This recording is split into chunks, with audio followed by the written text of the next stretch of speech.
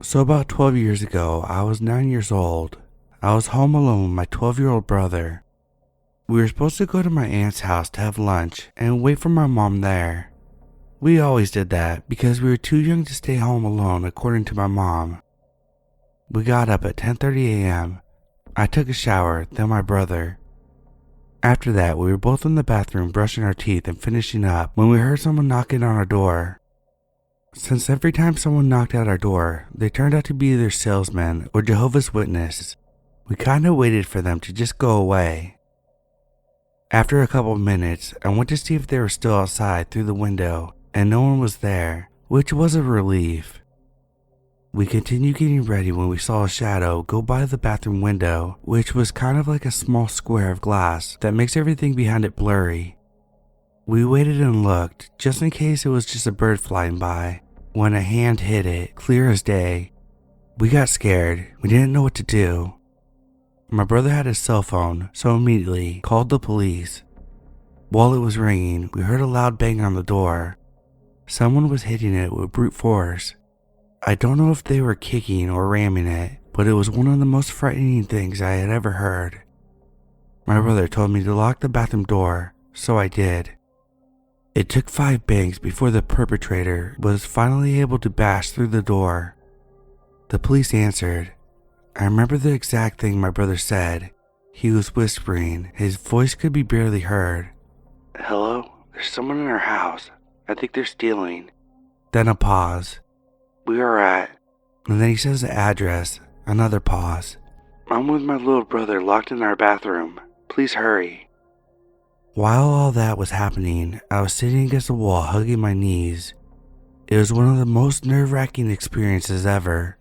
I could hear the man going through all of our stuff, emptying stands, going up and down the stairs, opening cabinets.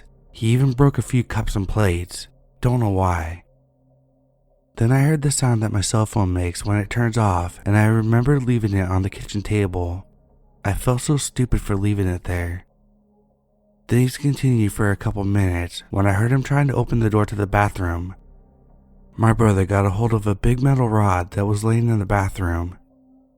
He started kicking the door. Who is there? The man screamed. We said nothing. Another kick, then another. I felt I was about to have an anxiety attack. My chest started to ache. I had chills and was really hot. I tried to remain calm, but it was just too much. After that, he stopped. We heard the door opening and then silence. We waited for almost 10 minutes before going out of the bathroom. The living room was a total mess. Lots of papers and books on the floor. The cabinets were open, cups and plates on the floor. In my mother's bedroom, the nightstand and closet were open, and everything inside of it was all over the place. Upstairs in our room, it was the same thing. In about 5 minutes, this man was able to go through everything we had and leave it a total mess.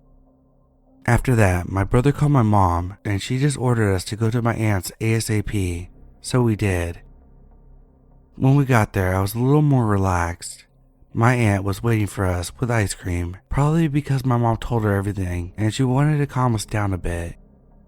We went back home at 5 p.m. My mother had told her boss that she had a home emergency, so she left early. She tidied up the house, cleaned up everything, and left it the way it was before so we could be more relaxed. I really appreciated her and my aunt's effort to calm us down and do everything so we didn't have to think about it. According to my mom, the police arrived after she had arrived, which was 3 p.m., 4 hours after the incident. She explained everything, but because of lack of evidence, nothing could be done. The man was never caught, and honestly, I don't think they even tried to search for him. The next few days, my mom was home with us.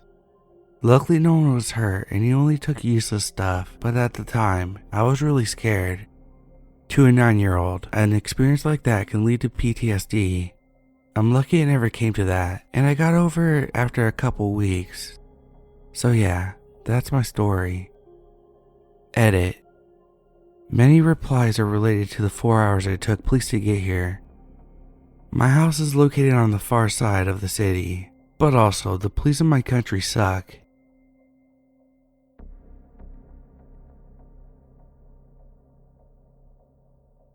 I'll try to be brief as possible and stick to the relevant events that gave me this feeling, but the latest event happened last night and I didn't get too much sleep, so I apologize if I ramble or am unclear. My wife and I recently purchased our first home after the birth of our daughter. Everything was as you would expect for the first few months: painting, decorating, renovating, basking in our newfound slice of the American dream. You get the idea. Unusual things started happening several months ago. One day, I was getting home after work. I passed by a strange truck 2 or 3 houses down from ours. I say strange for a few reasons. We know literally everyone in this small neighborhood, and I've never seen this truck or person before. There's no reason for through traffic to come down our street, and the truck was driving very slowly, like put in drive and don't step on the gas slowly. As I pulled into the driveway, the truck flipped a U-turn and came back towards my house. Getting out of my car, the truck crawled by and the driver stared daggers at me as he passed, then sped off. I don't like to judge based on appearances, and I like to think that I don't scare easily, but something about this guy's eyes gave me a bad feeling. Obviously, this was weird. I mentioned what happened to my wife, telling her that we should be more mindful about security. When I told her the type of truck, my wife said, "That same truck drove by and the guy stared at me when I got home this afternoon. I thought he was just being creepy and checking me out." I tried to tease her a bit to lighten the mood, calling her cocky for assuming the guy driving by was checking her out. I didn't want to freak her out, but I was definitely freaked out. We saw the truck a few more times over the next couple weeks, either driving by slowly or parked down the block facing our yard. But one day the truck stopped driving by and we haven't seen it since. I sort of dismissed the whole thing as me being paranoid. Then other things started happening. In the past month or so, my wife and I have been hearing tapping on the windows at the front of our house at night. It's happened 2 or 3 times to each of us separately. Always around 10 or 11 p.m. and always a soft but distinct. Now, our house is older. Creaks and cracks are not uncommon, but this sound was so distinctly intentional that my wife and I immediately looked at each other and bolted up out of the room. I had my wife and daughter lock themselves in the bathroom while I turned on all the lights and did a sweep around the outside of the house. Of course, I didn't see anything and was ready to dismiss the whole thing as more paranoia over something that probably had an innocent explanation. Until last night. Around 9:45, we heard our daughter making noise on the baby monitor. I waited a few minutes to see if she would settle down, but when it became clear that she wouldn't, I got up to put her back to sleep. The layout of the room is important to visualize this next part. This room is on the side of our house, but the exterior wall juts out a bit like an L shape, and the corner of the L is made of windows. If you're standing at the door to the room, you're directly across from these windows in one corner, and the rocking chair is in the other corner pointed towards the front of the house. One of the windows faces the street and the other faces my neighbor's house. A garden bed planted with small shrubs wraps around the outside directly underneath. I was sitting in the chair getting my daughter settled down. I had the lamp on so the room was softly lit. Once she fell asleep, I stood up and put her in her crib when something caught my eye. There was a figure standing about a foot away from the window in a bare space between the shrubs and the house. They were staring at us. I didn't look long enough to see anything more than what appeared to be a man in a light gray hoodie standing a few feet away on the other side of the grass. Sprinting from the room, I brought my daughter back to my wife in our bedroom, leaving her there while telling my understandably confused wife to lock the door. After turning off all the lights inside the house and turning on all the lights outside, I began moving from room to room, peering out the windows into the darkness. I couldn't see anything out of the ordinary. Whoever it was must have taken off after seeing me notice them and made a quick exit. Obviously, I had some trouble sleeping after this. I spent hours checking security cameras and going from room to room looking out the windows into the night, hoping, but also not hoping, that I would see anything that could explain what happened.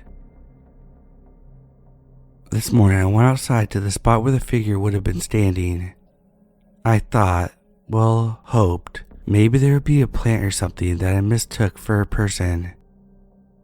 When I got to the spot, I realized the figure had been standing exactly in a bare patch of ground about 2 feet in diameter, directly in front of the window.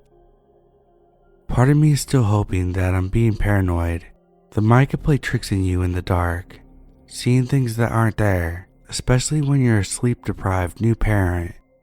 But with everything that's been happening, I can't shake the feeling that there was actually someone out there last night, watching us. Please let me be wrong. Update. Nothing happened last night. I expected that would be the case for a couple reasons. First, so far all these events had taken place a week or two apart. The tapping this weekend and seeing the figure 2 nights ago were the closest in time of any of them. Second, this person absolutely realized I saw them, so I wouldn't expect them to be so bold as to come back the very next night. I still stayed up and kept an eye out though. To address some of the common questions, comments, and advice, we own several guns. I am very well versed in gun safety and a pretty good shot if I'm gonna brag on myself. Since we have a young child, I keep all the guns locked away, but after this past week, I've made sure to find places to store guns that are out of her reach, but within my reach for quickness. There are blinds, curtains, and solar screens on all the windows. The window in the story is dark, and the curtains were drawn over it that night. They're those semi-see-through white ones, so I didn't notice the blinds weren't drawn. All windows are checked and covered as soon as I get home from now on. All our exterior doors, deadbolts, and frames are reinforced. These are security measures put in by the previous owners that I thought were unnecessary, but I am now grateful for. Anybody that tries to kick their way in, the door will hold up long enough for me to get ready for them. I have purchased and installed additional exterior cameras with motion-activated lights for the more remote corners of the property. Our neighbors have 2 very alert dogs that are out all night, and they have been barking more often after dark the past few weeks, which is another reason we've been on edge. I took some pictures of the place where the person would have been standing and the view that they would have had inside the house. It got me spooked all over again for sure.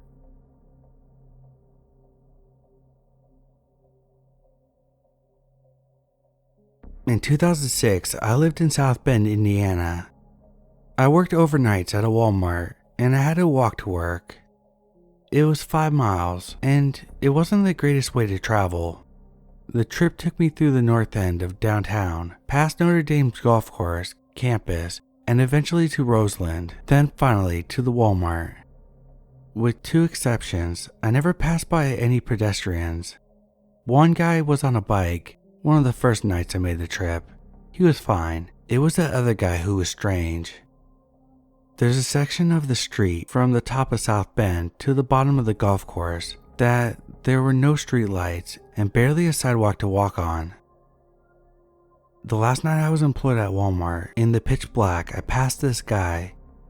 While a car passed by, I noticed there wasn't anything physically abnormal, but as soon as I saw him, I got the creeps. He was around 5'10", 200 pounds, dark hair, and was staring directly at me. As he was walking towards me, I started sweating and was becoming terrified really quickly. As we passed each other, everything in my body screamed to run as fast as I could, so I did. I was a big dude, but I ran like the wind, too out of breath to scream. When I couldn't run anymore, I turned around, convinced that I was gonna die, and saw no one. Great, I just freaked out for no reason. I continued my way, finished my shift, and went home. Nothing else happened while I was in Indiana. That week, I moved back to Tennessee and continued my life, thinking nothing about that night. 1 week later, I received a phone call from one of my dad's police officer friends from South Bend who wanted to make sure I was okay. I confirmed that I was 300 miles away, safe and sound. He explained to me that they were working on catching a serial killer who was targeting homeless people and shoving their bodies into manholes. He described a guy who was 5'10", around 200 pounds, dark eyes, dark hair. I was terrified all over again. He described what sounded like the guy that I saw.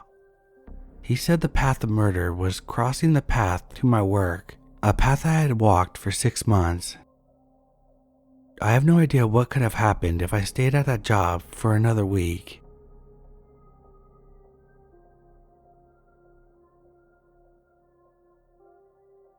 For context, I didn't grow up in a good area. I won't give the location for privacy, but I live in a fairly large city. At the time, I was around 10 or 11. This was overall not a good area, lots of gang activity, drug use, those kinds of things. One of those neighborhoods with all those jacked up sidewalks and shopping carts strewn everywhere. There was a park a couple blocks away from my house, and I decided to go on a run there and spend some time there on my own. I don't know why I was allowed to leave on my own, knowing the area. It was still light out when I jogged down there, but it started getting dark by the time I actually reached the park. It was around dusk. The layout of the park, it faced out long ways, so the shorter side was where the gate was. It's hard to explain, so I attached a picture to show you all what it looked like. There was a set of swings at the very front, and I sat down to hang out there for a bit. At the time, I didn't have a phone with service. I just had music downloaded to listen to. I was sitting with my earbuds in and got a really awful feeling. It felt like a tingling on my back, and I knew something was up. I took one earbud out and kept swinging, but I couldn't shake that feeling. Finally, I turned around to check behind me. There was an alleyway leading into the park that curved so you could only see part of the way down. It was all white gravel. Down the alley was a dumpster. There was a figure on the ground with a ton of red stuff around him, which I now know was blood, and another guy standing walking towards me, fast. The alley was across the playground, about 40 feet maybe. As soon as I saw the man approaching me, I dipped the fuck out of there. He had something in his hand, but I couldn't quite see it. He was holding it like a knife or a pair of scissors. I sprinted a couple blocks back to my house, got into the back, and made sure no one saw me. I didn't tell my dad until years later, and he fully believed me.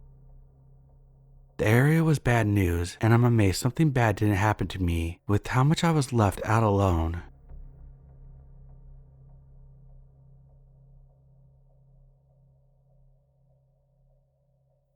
My neighbor has been stalking me for a month. I'm a female. I have noticed my neighbor doing some pretty creepy shit. The initial encounter was about a month ago while I was walking my dog up the street that's about a quarter mile from my house. The man was talking with a group of people, I think 3, and as I walked by he ran up to pet my dog. He was asking me questions about my dog, such as name and gender. He then began to ask me questions about where I lived, but more so asking for confirmation, as if somehow he already knew. This made me uncomfortable, so I went to leave, and then he attempted to give me a hug and a kiss on the cheek. Previous to this, I had never met this person. After walking away, I thought the whole situation was weird, but would proceed with caution in the future. Since then, there has been more encounters with this neighbor, such as, I was walking up the street with my significant other. Then the neighbor seemed to be waiting for us as we were walking by. Without saying anything, he began calling our dog and trying to pet him. He continued this even as we were walking away. This was 2 days after the initial encounter. He drove by the house about 10 times within a short period of time. This happened at night while my boyfriend and I were walking our dog. When he saw us, he slowed down, turned on his hazards, flashed his headlights, honked, and shouted, "Hey," out the window with his music blasting. The song he was blasting happened to be Window Shopper by 50 Cent. The circling around the block began after we got into the house. This happened 2 weeks ago. He was in his vehicle waiting on the edge of the property. I noticed him when I walked outside with my dog, and then he quickly drove off. This happened 4 or 5 days after the circling. He was lurking at a stop sign in front of my home. As I was returning home from walking my dog, I noticed the neighbor standing near the stop sign, looking towards my home. He ran off when he noticed that I had seen him. This happened 4 days ago. Tonight, he was waiting in his vehicle on the edge of the property where he had a clear view of the basement door. He was noticed by some guests as they left through the door and proceeded to drive off. All of these encounters happened to coincide with when I walk my dog 4 times a day. I noticed that he tends to be outside more around the times that I would normally walk my dog. In that situation, I would go back inside and wait 45 minutes to walk, or go to the dog park for an hour instead. Unfortunately, we weren't able to record these encounters, but plan to start recording our walks from start to end, along with when we go outside, just in case he's there. The frequency has made me feel targeted, as well as unsafe while walking my dog. I have taken a photo of his license plate, but I don't have much more physical evidence. I'd like to call the police, but without evidence, I doubt they can do anything. Any recommendations would be greatly appreciated. Edit, because some of you think I'm just gonna be nice to someone who grabbed me in the middle of the street. I was polite to him when he asked about my dog. I never answered his confirming questions about my home. After that moment, I was no longer polite. We have told him to fuck off, and the dog has snapped at him. For those of you saying he just loves the dog, who tries running up to a 50+ pound dog that's baring his teeth and growling at them?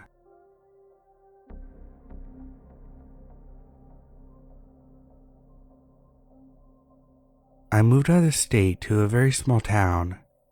First day of moving in, a neighbor walking his dog greets me and introduces himself to me. He gave me a quick rundown that the neighborhood is full of tweakers and other shady types. I took that as a general warning that may be all I have to deal with. A few months later, he invited me over to his place to teach me how to do some woodwork. As we were making a shelf for my cat to sit on, he starts asking me questions. To me, they were normal everyday questions, but looking back, I realize now that he was trying to get information out of me. Why did you move out here from out of state? Who lives with you? Do you have any other family members in the state or area? Once we were all done, we went to install the shelf, and he met my mom who stays with me. He talks to her for a bit, and then we left to walk back to his place. He starts telling me that he could see our yard from his place and noticed I barely go outside with my dogs. Told me not to worry, that if someone breaks into our place, he can see them and shoot them from his room. That's what I'm thinking. How is this possible because you live about a half block away? Before I can question him, he asked me if I want to see more of the town. I'm like, yeah, let's go. He walks to his car and pulls out something from his middle compartment and tells me to go into his pickup truck. So I do, while he's filling up the tank with gasoline. Once he's done, he walks to the driver's side and opens the door and drops the holster between us. He tells me not to worry about it as I look, trying to see if it has a gun or not. As we're driving, I realize he hasn't said a word for about 5 minutes, and this guy loves to hear his own voice. Another thing I noticed is that we're on a dirt road, and I haven't seen a single house, trailer, or vehicle for a while. I guess I gave off some nervous vibes because he suddenly goes, "So yeah, unless you know where you're going out here, you'll get lost, and it's best to have a pickup or ATV to drive here." After about another 10 minutes of silent driving, we get to a little creek. Luckily, there was another truck there. All he says is, "Oh, look at that. Someone else is here with us," and grabs his holster and gets out. We both see a lady with a big dog playing in the water. She turns to us and sees him walking closer to her. She gestures to his holster, and he tells her not to worry, that it's for snakes. She lifts her shirt above her waist to show her gun, and she tells him that she's not worried a bit. They talk for a few minutes, and she tells him that her husband is waiting for her to make dinner, and she's just out letting her dog have some playtime. The neighbor changes his tone and posture from confident to defensive now. She called her dog and then went back to her truck. He was watching her and she hadn't started her truck yet. A few minutes pass and he tells me I guess it's time to go too. When we get to his truck, she drives off. The drive back, I started getting uneasy and creeped out. Why'd you drive me all the way out there just to leave? Why tell me not to worry about the holstered gun, but tell the lady what it's for? I finally get out of my head and just break the silence and give him my life story as to why I moved. Finally, he responds that he can relate to my story and gives me the rundown of how this town is and what it's about, and that some people are more racist than others, and I should watch my back for that. Once we get back to his place, I tell him I have stuff to take care of at home and nope the hell out of there. I said to myself that if I'm ever going to hang out with him again, it won't be alone.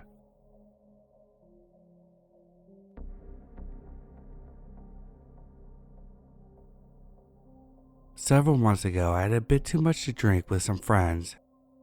I arrived back to my car around 12 a.m. and I decided I wasn't in any condition to drive. I grabbed whatever blankets and jackets I had, curled up in the back seat and fell asleep. Around 4 a.m. I woke up hungover, but much more sober than before. I reached to the front and started my car to warm up. As I sat back down, I looked out the rearview window and saw a man. He was wearing a dark hoodie with a red backpack on. He was standing under a streetlight, staring at me from the middle of the parking lot. I was confused. It was dark and I thought I was just seeing things, but then he started walking towards my car. I have never jumped into the driver's seat with such swiftness in my life. I swear my heart felt like it stopped. He proceeded to stop and just stood there, watching me drive away. It still makes me feel uneasy to this day. I like to believe that he was not watching me sleep, but needless to say, I will not be sleeping in my car ever again.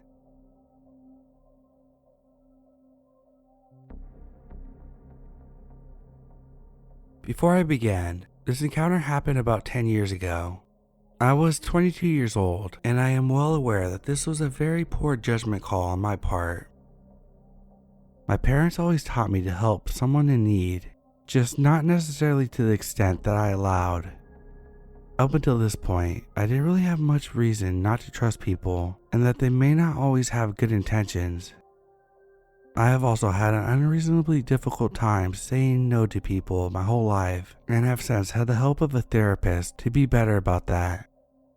I've only told this story to a handful of people because I'm truly ashamed of my actions and potentially putting my daughter's life in danger.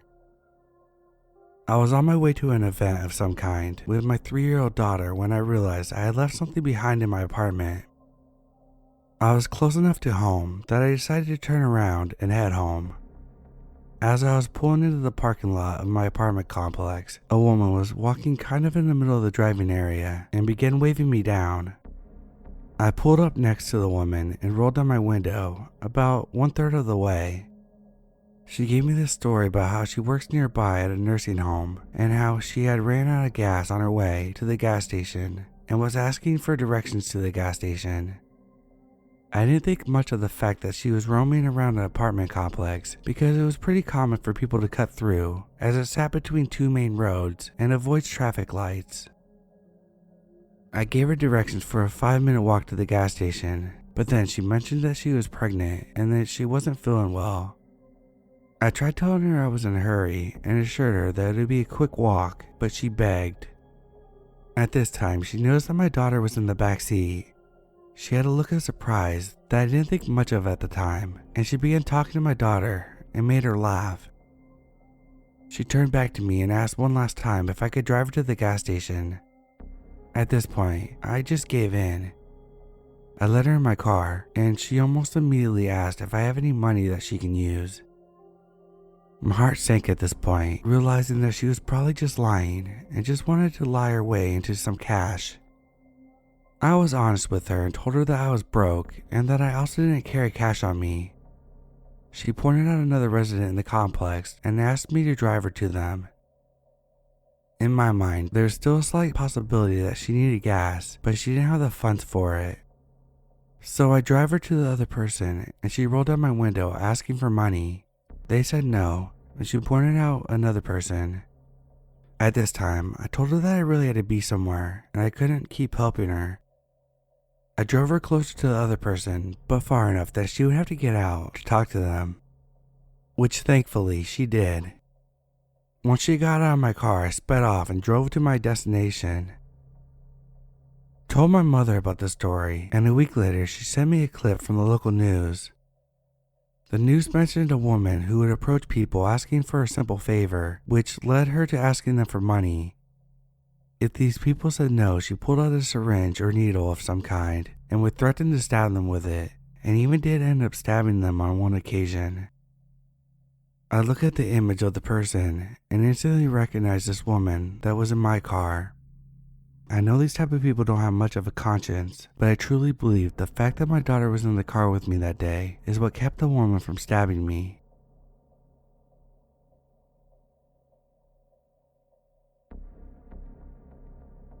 I believe this was April 2018. I had gone to Colorado for a concert and was just driving around checking everything out before and after. The day before the concert, I'm driving through the Rockies because I thought it'd be cool, I guess. It was probably already around 9 p.m. at this point. I get to a gas station and there's an old lady with a giant suitcase. I went inside, bought a pack of Swishers, got gas, and as I was leaving, she asked me for a ride. Being young and stupid, I said sure, hop in ma'am. Then she had me get her giant suitcase in my back seat, and we were off. The ride seemed pretty normal at first, just talked about life. She did most of the talking, mostly about her kids and family. She claimed that she was hitchhiking to Alaska for some insane reason, I can't remember. Anyways, I had a joint that I just decided to give her and let her smoke while we were driving. Not really sure why. Maybe to get her to shut up a little bit. Eventually, she asked if I want to try her weed, but keeps mentioning how it tastes funny, which was a red flag, so I politely said no. Then she started getting weird, talking about homeless camps where people smoked meth.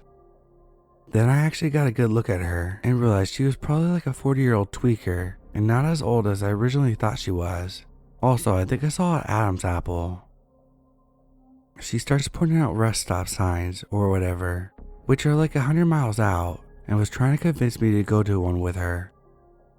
She kept saying, I don't have any money, but some people will have to suck your dick if you give them a ride. At this point, I'm actually driving like a maniac in the middle of a pretty bad snowstorm at the time, in hopes that I'm more visible and noticeable if anything were to happen. I was terrified for my life.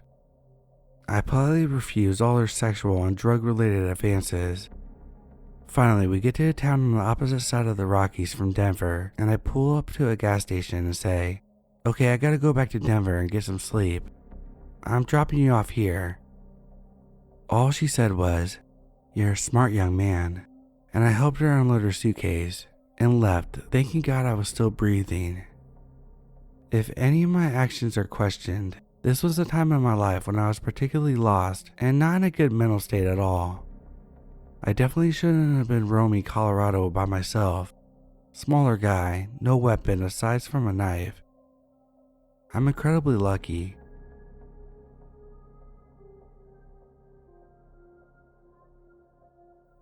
When I was 16 or 17, I was coming home from Brooklyn from a movie in Manhattan with my friends. I was the only one that lived in Brooklyn, so I walked home from the train alone. I was used to being out late by myself. I had a midnight curfew, but I frequently broke it because I thought nothing bad would ever happen to me, despite the uptick in assaults in our neighborhood at the time. This night, however, I was actually slated to get home on time for once. It was the summer after I graduated high school and I was feeling amazing. I had a little to drink and a little to smoke, and I felt like I was on the top of the world. It was so hot out. I remember I was wearing this long, sheer cape thing with a very tight and revealing little dress underneath. However, because of my fun little outfit, I was feeling myself and being so stupid. taking selfies while I walked down the dark streets and listening to music with both headphones in, not paying attention to my surroundings. I think I even sang as I walked. I got into my building after finishing my 10-minute walk from the train and walked up the stairs to our apartment.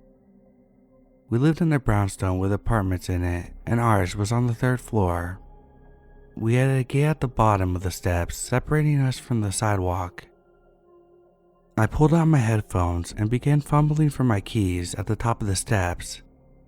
Just as I found the correct key, still humming to myself and thinking about my great night, I heard the latch of the gate clink as if it had been opened. I turned around and saw a man standing at the gate, staring up at me. He was young, probably early 20s, wearing a gray hoodie with his hood up, which was covering part of his face, but I could see his eyes and immediately knew something was off because of how blank yet nervous his expression was. One hand was on the handle of the gate as if he was about to open it completely, but stopped once I turned around. Somehow my fight or flight instinct didn't kick in. It was probably the alcohol. I cautiously called down, "Can I help you?" And he didn't respond. I looked him over more closely and realized that his other hand, the one that was not on the gate, was moving fast, low, near his waist. I registered that he was touching himself, gasped, and within milliseconds, he was sprinting up the stairs behind me, reaching his hand out to grab me. My brain clicked into place and I started screaming at the top of my lungs as I jammed my key into the door and slammed it behind me. I ran upstairs to my apartment screaming for my dad, not even stopping to make sure the door was locked, thinking that if he followed me upstairs, he would soon meet my very tall father and very loud dogs who slept in the bedroom right next to the apartment door. As I looked over my shoulder while tearing it up the stairs, I saw his face pressed up against a glass window, still watching me, but now his eyes were furious. I ran into my apartment, still screaming, telling my parents to call the police. My dad went downstairs and looked around, but he was gone. The police came anyways after my mom called and came upstairs to get my statement so they could make their report. The 2 cops who showed up asked me to describe him. I did, and they said that they would cruise around looking for him, and regardless if he was found, a detective would call me soon to make a more detailed report. They never called me. There are much more sexual assaults and assaults that continue to take place in my neighborhood for the rest of the summer. I shudder every time I think about what would have happened if I hadn't taken out my headphones before I began unlocking my door. I don't know how long he was following me for, and as far as I know, he was never caught. From that point on, for those last few weeks before I left for college, I would call my dad to make sure he met me at the train station so he could walk me home safely. Now as an adult, I'm far more cautious than I was as a teenager. I'm always extra aware of my surroundings, especially at night, and I don't look at my phone while I walk home. I'll never get that image of his blank stare as he lunged towards me out of my head. I'll never get that feeling out of the pit of my stomach as I realized he followed me home, watching me and touching himself, and was now waiting to strike. It was like a deer realizing it was being stalked by a tiger because the tiger accidentally stepped on a twig and gave itself away right before it can pounce on its prey.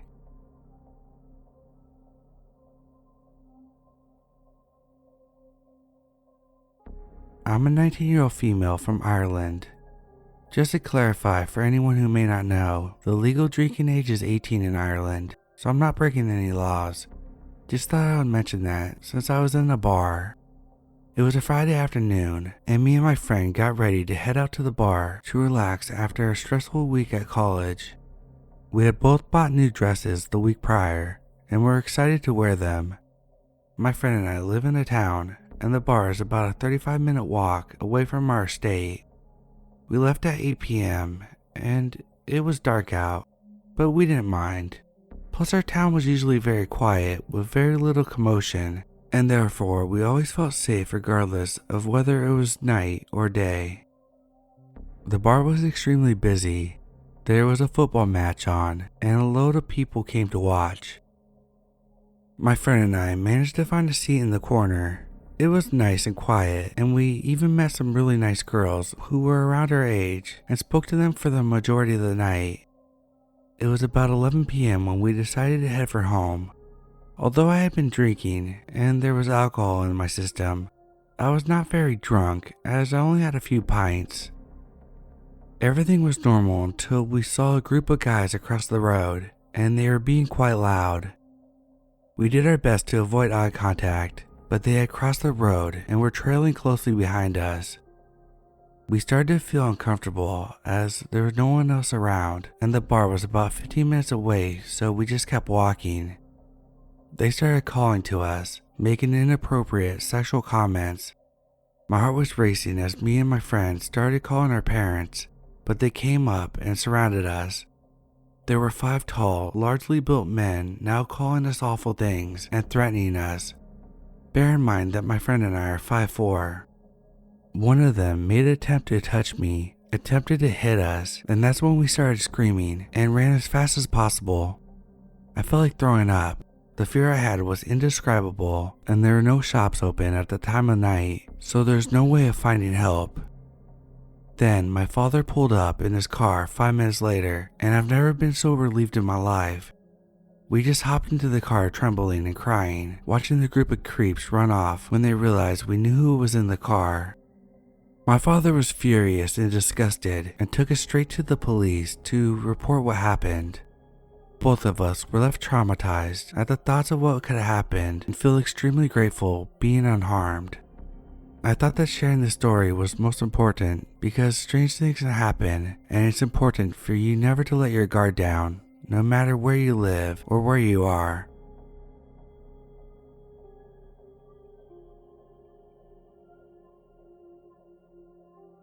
This occurred back when I was maybe 7 or 8 years old.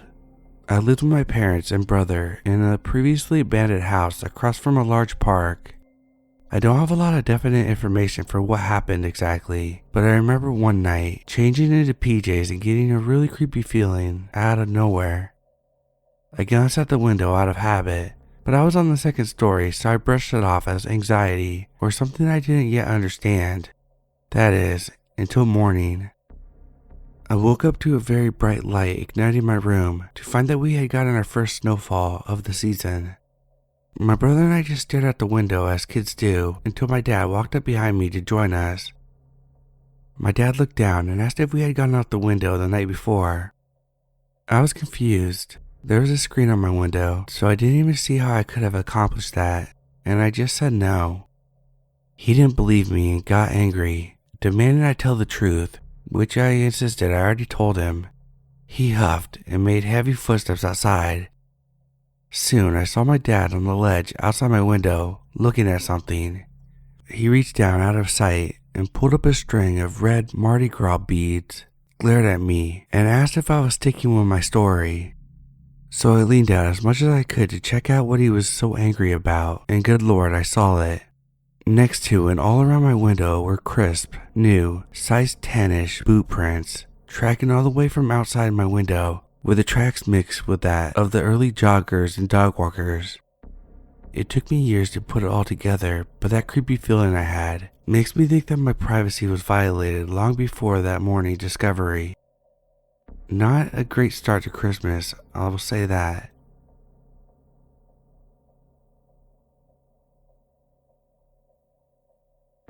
This happened way back in 2017. I'm a female and was in 5th grade at the time. Me and my sister were sharing a room and we were just casually talking. She was in middle school at the time and I was in elementary. So keep in mind, I live in a 2-story house. The rail that goes along the stairs is like a metal gate, so you're able to see downstairs. At night, you can't see shit when you're looking downstairs. It's literally pitch black, so all you can hear is movement. So that night, my sister and I were just hanging out, and all of a sudden we hear a deep raspy voice that's coming from the dark, and it said my sister's name. We completely froze. Then a couple seconds later, it said my sister's name again, but with more force in the voice. That's when me and my sister slammed and locked the door. My stomach turned so much, and I had such a horrible feeling that I was gonna die. I always tell people it sounded like a clown that lost its voice. It was so raspy and scary, it didn't sound normal. The only people home were my aunt and cousin, but they were asleep and my mom's boyfriend had just left for work, so me and my sister were the only ones awake, so we knew someone was inside. It got so silent that we could hear the footsteps coming up the stairs and we freaked out, especially since we didn't have anything to protect ourselves if something happened. I was on the phone with a 911 dispatcher while my sister was on the phone with my mom, and my mom made me hang up on the dispatcher for whatever reason. Anyway, my mom's boyfriend gets here and not a single thing was moved. Everything was locked, and to this day, I still truly believe someone was with us that night. I think about it every day. I truly thought I was gonna die that night.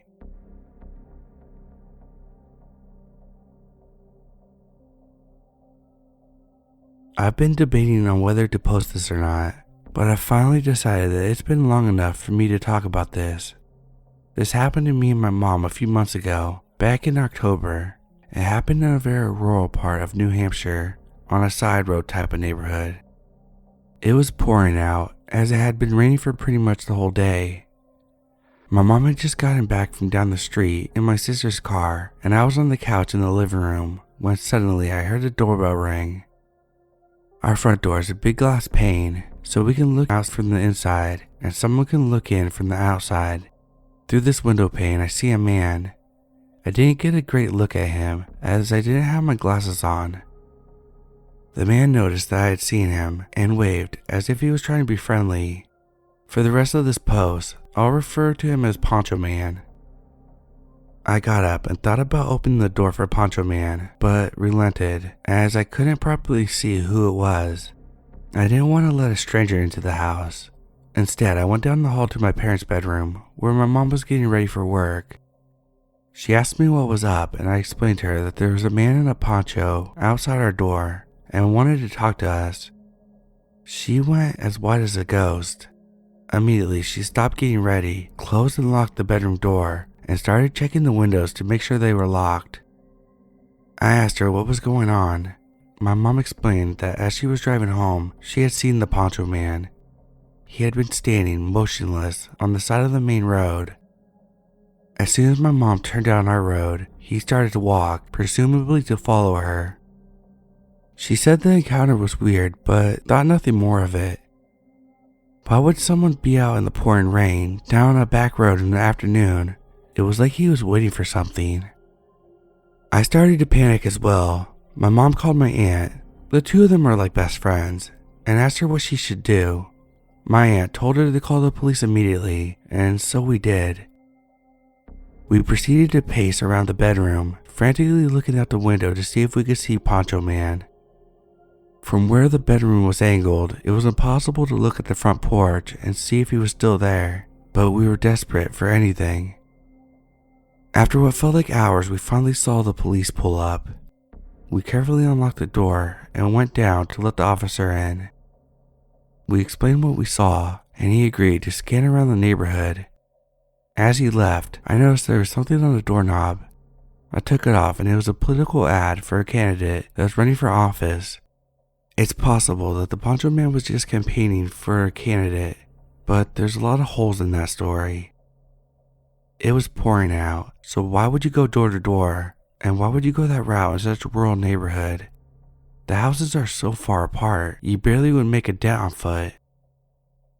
The time doesn't make sense either. I and my mom were home, but it was about 4 in the afternoon.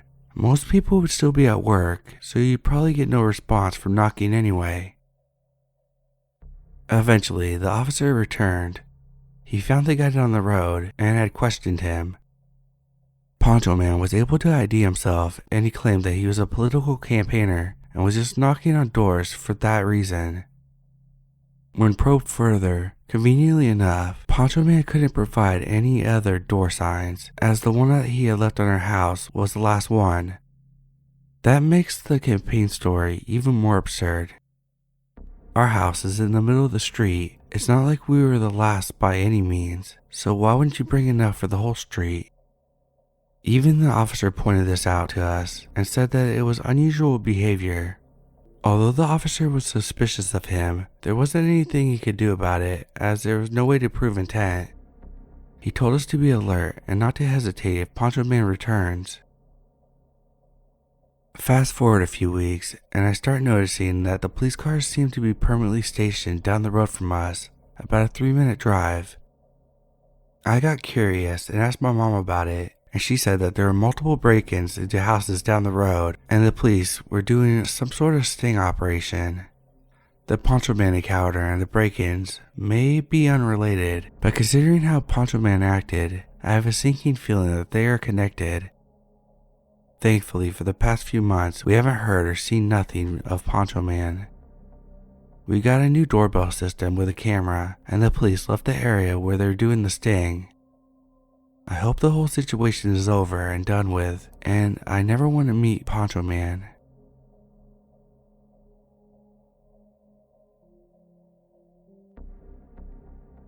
Security advice, please.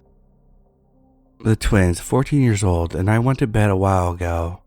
I'm still recovering from COVID, so I fell asleep very quickly, and probably not entirely as quick thinking as usual. About a half hour ago, I was woken up because someone was knocking on the front door. I came down and, first mistake, opened the front door. A young man was there, asking about someone called James. My youngest brother is called James, so this confused me at first, but James has never lived here. I tried to tell him that he had gotten the wrong address, but he carried on talking, and it was clear that he wasn't talking about my brother. I told him again that he had the wrong address, and he became quite aggressive. He said I was lying and asked me to let him in so he could charge his phone. Then I will show you I'm at the right house. I tried to close the door, but he blocked it with his foot. After a brief struggle, I managed to get the door shut. When I closed the door, he carried on knocking for a while and yelled that he wasn't a scumbag and I was treating him like a scumbag. He wasn't gonna hurt me, he just wanted to charge his phone. Eventually, he went away, but I am very shaken up and feeling very vulnerable. I am lucky because we have great neighbors, and I know if they heard something, they would have come running, but they clearly didn't hear this. How can I feel secure when there's only me and my kids in the house? We were taking self-defense classes, but I am very aware that tonight could have ended very differently if he had gotten into my house. Update: 24 hours after this post, my neighbors, both male, retired dad and his 19-year-old construction worker son, both built like brick shit houses. They had just found 2 lads hiding in their garden. As soon as they were found, they ran for it. The son grabbed one of them, and now they're waiting for the police. Their garden shares the fence with my garden. I didn't recognize the lad who they grabbed, but it's possible that his accomplice is the guy that tried to get into my house last night, or it may be completely coincidental. My neighbor's son has a high-end motorbike that is very desirable and is parked in the back garden for that reason. Be vigilant, people. I have had some people suggest on this thread and will definitely be hiking up home security, and I will never open the door again unless I know who it is, because I opened the door tonight when I heard my neighbor say my name.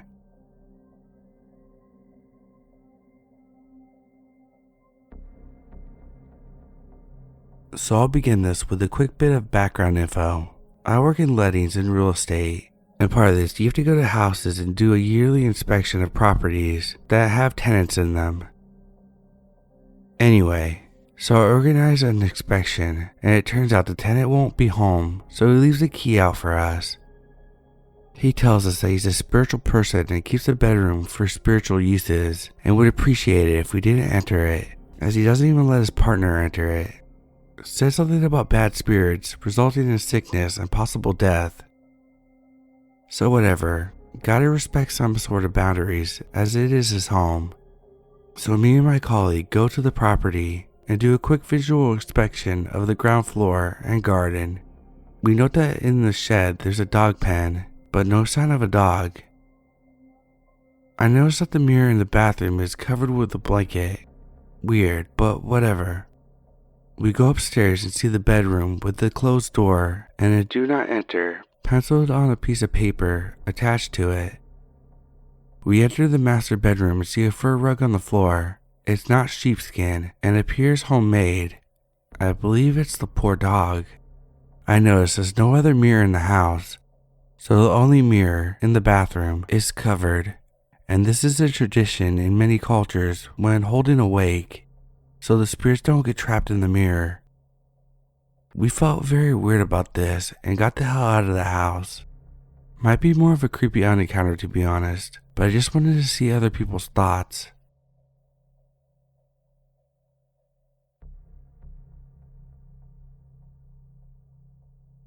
I'm a 16-year-old female. I got off the bus as I usually do every day. I walked the same route that I've been walking since last year. Yesterday, however, it was different. I was walking home while scrolling through my phone and listening to music. As I'm rounding the corner, I see a shirtless grown man just standing there. Obviously, I acknowledged his presence, glanced at him, then continued my semi-long walk. I was getting close to rounding the corner to my apartment when I saw him walking right behind me. Immediately, my heart sank and I sped up. I thought I was just being paranoid until I heard him say, "Yeah, you beautiful," from behind me. At that point, I walked home as fast as humanly possible, unlocked the door, and rushed inside. Just knowing that I live in the same neighborhood as this creep has me shaking. I feel so sick and uncomfortable.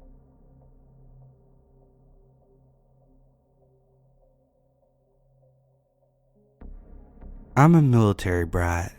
My second tour coming to Japan, so I thought I didn't really have to worry about my safety. Never had a problem here during the first tour. I was 13 at the time. No one was home and I decided to go to the convenience store right around the corner. I do my shopping and notice the guy at the end of the aisle glancing at me over and over. He had baggy worn down black clothes, super pale, long hair, looked like he hadn't slept for days, and was super skinny. I quickly look away and just go to the next aisle, and he did the same, but not even in a subtle way. It was like we were playing tag or something, cause he was jerking and darting to whatever aisle I rushed to. Stupidly, I hurried to pay for my stuff and leave, and I thought that he didn't follow me back because my head was turned to make sure that he didn't come out of the store too. I relaxed after I turned the corner. Literally just minutes before I'm able to get to my house, I hear footsteps behind me. I turn and lock eyes with this guy. He's all wide-eyed and it scared the shit out of me. So my dumbass proceeds to speed walk to my house. He did the same. As I close my door, I see him speed walk past, still wide-eyed, staring at me in the face. I was scared for the rest of the month since he knew where I lived. I am 18 now, still in Japan, different house, and luckily I never saw him again.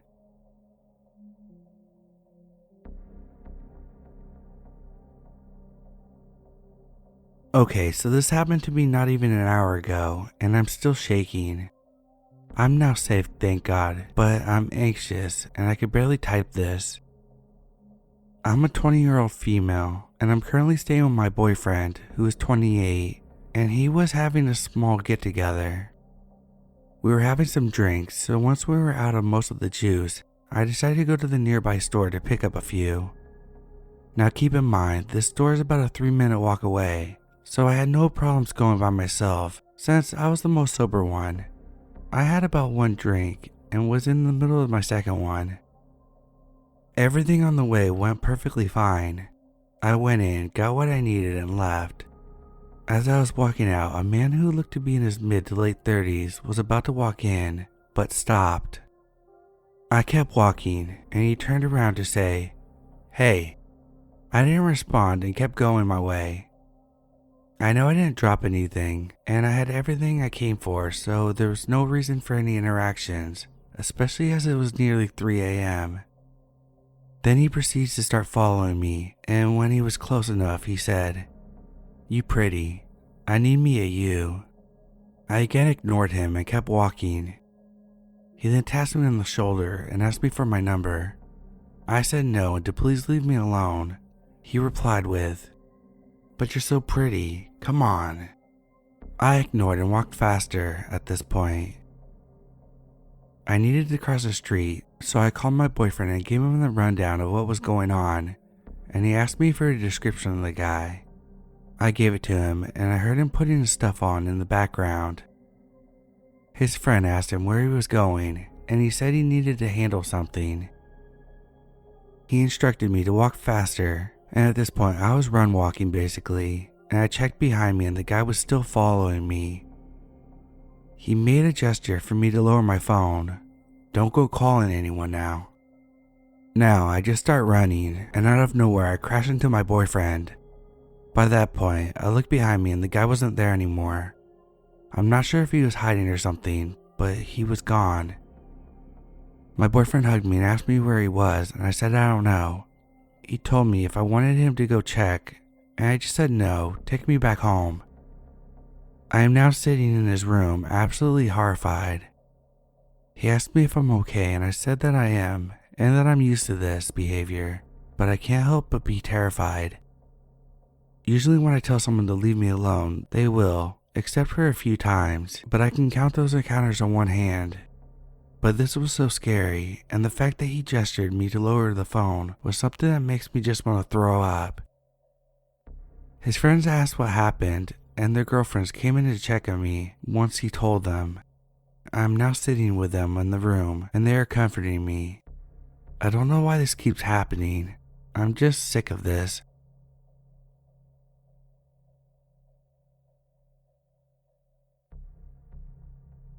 So I've never really posted on Reddit before, but this is a story that I always think is my worst experience as a woman. Now I know I'm lucky, as I have not had much trauma from the opposite sex since I grew up in a small town in the middle of nowhere, which was pretty safe. But I moved into the city a few hours away a couple years ago, and since then I realized how naive I am. I'm going to try to leave out a few details, since I don't want the other person involved to realize what I'm talking about if they happen to see this, so sorry if I end up being a bit vague. So not long after I moved here, a friend and I had to go to shop for food. It was a normal shopping trip, nothing out of the ordinary. It was still winter, but we didn't go out late, so it was still bright when we were walking back home, and the trip wasn't far, so we would always walk there. On the way back, we crossed the road per usual to head up our road, and we see a man in his high visible vest. He was probably about 5'7", and maybe in his late 40s, early 50s. He wasn't particularly built, like not thin but not muscular, just your standard middle-aged man with gray hair. I assumed that he was a workman, as there was a building having work done to it at the end of the road, so I didn't think much of it until I watched him snort some sort of substance off the fence barricade next to the road. First red flag. He then made a beeline for us and asked us for some change.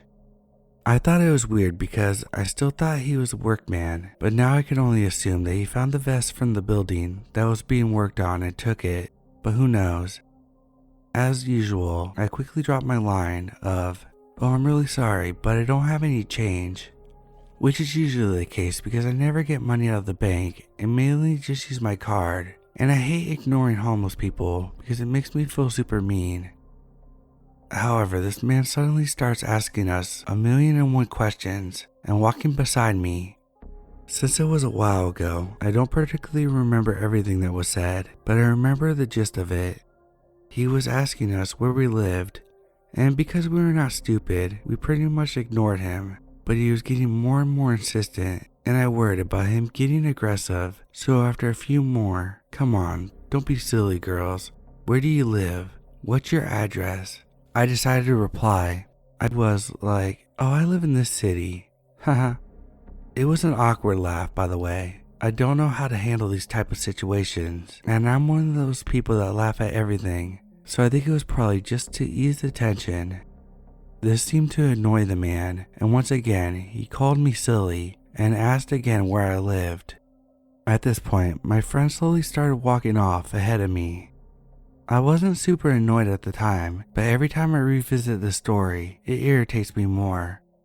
So I was more or less stuck with this man now. I just kept dodging his questions, and I think I said something along the lines of, I don't feel comfortable telling strangers my address. I was still super polite, but clearly feeling uncomfortable, and now my friend was at least 10 meters ahead of me. This man goes on to tell me what part of the city he lived in, and again, told me to stop being silly and tell him where I lived. I'm not sure how long this went on for, but once he started to get more annoyed at me for not telling him where I lived, he decided to get even creepier. I'd also like to add that we were getting increasingly closer to where I lived, and I was having to think up a plan to not let him know where I lived, as it would be very obvious in the next couple minutes. The man decides to add, "Well, you don't need to tell me. I work in your building, so I can find your address down to the XYZ. You live up here, don't you? There's a lot of loud music most nights. It's hard for homeless people to sleep because of the loud music, you know?" I'm also certain that he doesn't work in my building, as he didn't have the same uniform, and I never saw him before the situation. But now I'm terrified. A couple nights before this incident, I had heard from some people where I live talking about how a homeless man had turned up inside complaining about the loud music and threatening people with a knife. I didn't know if anything had been done about the man, so now I was thinking, what if this was the same person? I was just preparing myself to get stabbed in the middle of the street. I don't remember how I reacted to what the man was saying. I imagine it was a lot of, "Oh, and really?" But by some luck, a man walks past me and the man following me, and the man suddenly turns to him asking for money. I take that moment and quickly enter my building. I was very relieved since he turned around right before I got to the entrance. I didn't even turn back to see what he was doing. I just quickly walked in. Now, if you want to know why my friend walked off, they told me not long after I got in and we started talking about what just happened. They told me, "Well, I thought since I had the shopping bags and your hands were free, if you tried anything, I wouldn't be able to do anything, and you would, so I walked ahead." I know that they were just scared, but so was I. And surely, sticking together in a situation like that is more likely to dissuade someone from doing anything. Whatever, nothing could be done about it now. I called the police not long after we got in, just to log with them what happened, as I didn't want this man to approach a woman on her own, or do something worse. The officer was lovely, but I never heard anything else about the situation. So yeah, weird man on coke or something. Let's not meet.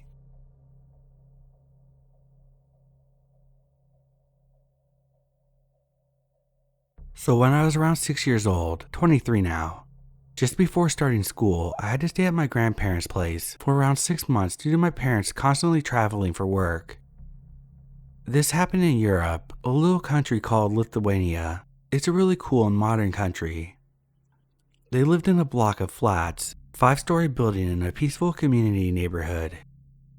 My grandmother was working as a nanny at the time, and she had one more girl which was from Washington, US, staying with us. Me and the girl were playing outside when we noticed a man in a brown leather jacket with brown pants lingering around the block at the entrance of our block of flats. Being kids, we didn't pay too much attention to him or find his behavior suspicious. I remember passing him by the time we had to go home and him holding the door open for us. He had dark hair and almost neon blue eyes. My grandmother's flat was the last one, 5th floor. The 3 of us were having dinner while my grandfather, who at the time was working night shifts at a local billiards club, was leaving for work. So we have dinner, say goodbye to my grandpa, and we're off to bed. Mind you, back then nobody locked the front door of their apartments or houses because everybody knew everyone in the neighborhood and trusted them. My grandmother was telling us a bedtime story and it was already dark outside, late August.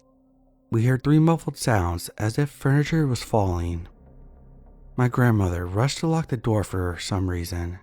She tells us it's probably someone redecorating or moving their furniture, and we eventually fall asleep. Fast forward to the next morning. My grandfather's coming back from work. It's around 6 a.m. He finds the front door of an apartment that belonged to a family on the 3rd floor wide open. He walks in and finds a dead grandmother and a boy which was around 5 years old, and also one of my friends dead with gunshot wounds. Me and the girl from the US are immediately woken up. There's police everywhere. We were asked if we saw anything suspicious or people not from our neighborhood. Of course, we remembered the man. Later on, he was found guilty of this particular murder, and it was all over the local newspapers. Since then, everyone I know, including myself, locks the doors. Creepy murderer, let's not meet again.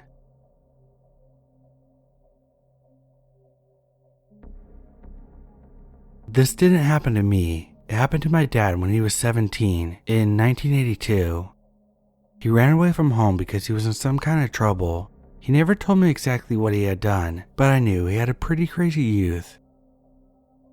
To escape getting into trouble, he went to London and stayed in a bar near a train station for a few hours, trying to figure out what to do next. Very quickly, he was approached by a man who sat next to him and kept buying him drinks. The man was kind, charming, and really seemed to empathize with my dad.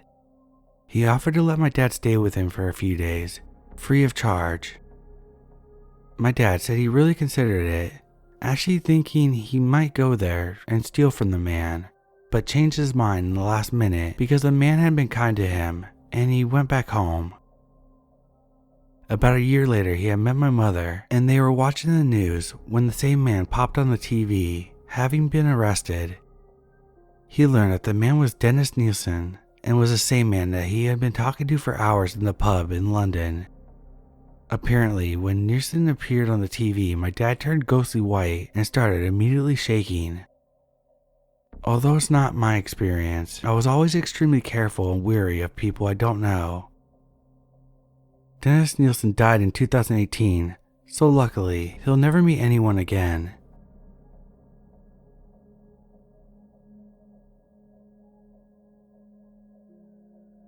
Back in 2000 or 2001, I was driving myself from visiting my mom in Colorado back to Arizona.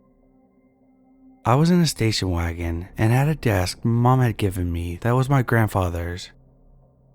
I've always been scared driving at night, thinking that there's someone in my back seat that's gonna get me. This might be because of too many scary movies, or because my mom's paranoia rubbed off on me. I was in the army and drove back and forth a lot to visit her. She would get mad at me for sleeping at rest stops or gas stations and would always tell me that someone was going to kidnap and murder me. But I just didn't want to be bothered with the hassle and expense of motels most of the time. I digress. So I'm driving an empty stretch of highway, late night, with no other cars around. This red truck comes up behind me, flashing his lights and honking his horn at me.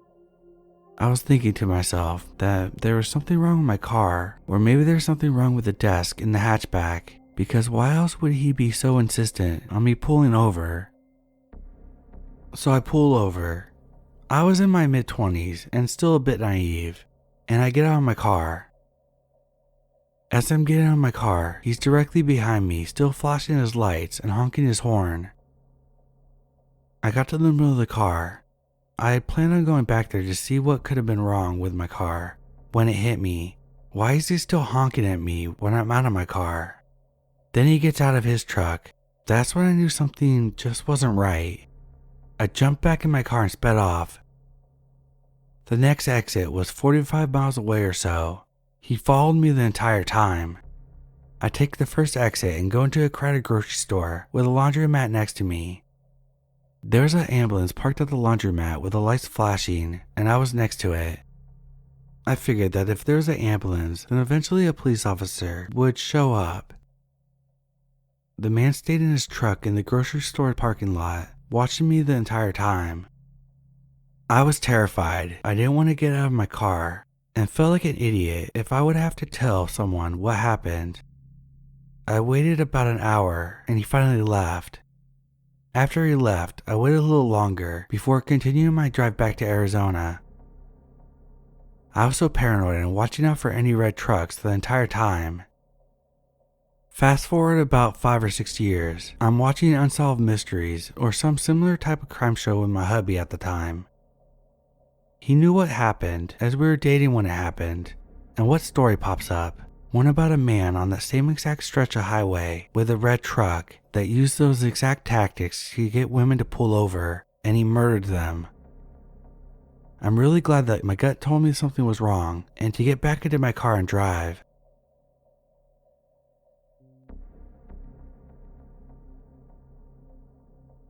So, a little background here. My father was in the Army for 21 years, retired, and moved to a very small town in Central Florida. He got bored after a couple years, and even though he didn't need the money between his retirement and what my mom was making as a bookkeeper, tax prep, he wanted to go back to work. He started working at various gas stations, and it being a small town, the owners wouldn't care if I came there and helped him out with stocking the coolers or even running the register, as long as I didn't sell beer or smokes. This took place in the late 80s and early 90s. The actual story I'm gonna tell took place in 1990, and I remember the date well because it was shortly after my birthday, and being 15 in Florida, I had just gotten my learner's permit. My dad would let me drive him to and from work, just to get some experience on the road, both at day and night. I was sitting at my usual spot at a table that was set up along the window, book in hand, feet propped up, and a Mountain Dew on the table along with some snacks. I would generally spend most of the evening that way, reading books, getting up to run the register, stock the cooler at different times. I remember glancing up because something caught my attention that was unusual, and I realized that it was a lady walking up our parking lot from the direction of the interstate. The gas station was right on the I-75.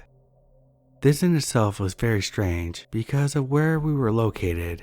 You didn't get many people walking, and definitely not walking from the direction of the interstate.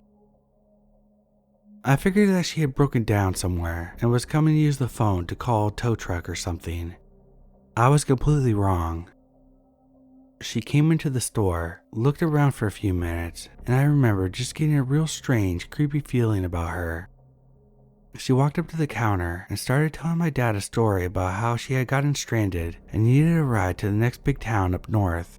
Ocala was the town. This is important.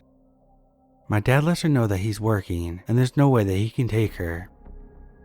She turns and looks at me, and while she is looking away from him, my dad catches my eye and subtly shakes his head no.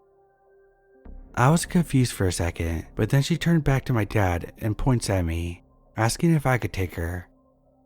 My dad responded back that I only had my learner's permit and wouldn't be able to drive her anywhere and then drive back. Normally I would have done it, even though it's illegal, because I've done it a few times before already.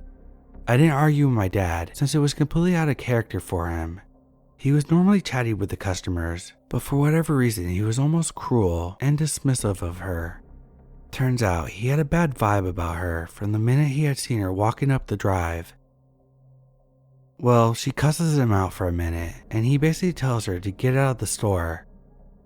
She slammed the door open. I thought the glass was gonna break from how hard she slammed it, and then she stalks out of the store and down the driveway. I kept an eye on her and continued to watch her as she made her way back to the interstate and then starts up the northbound on-ramp.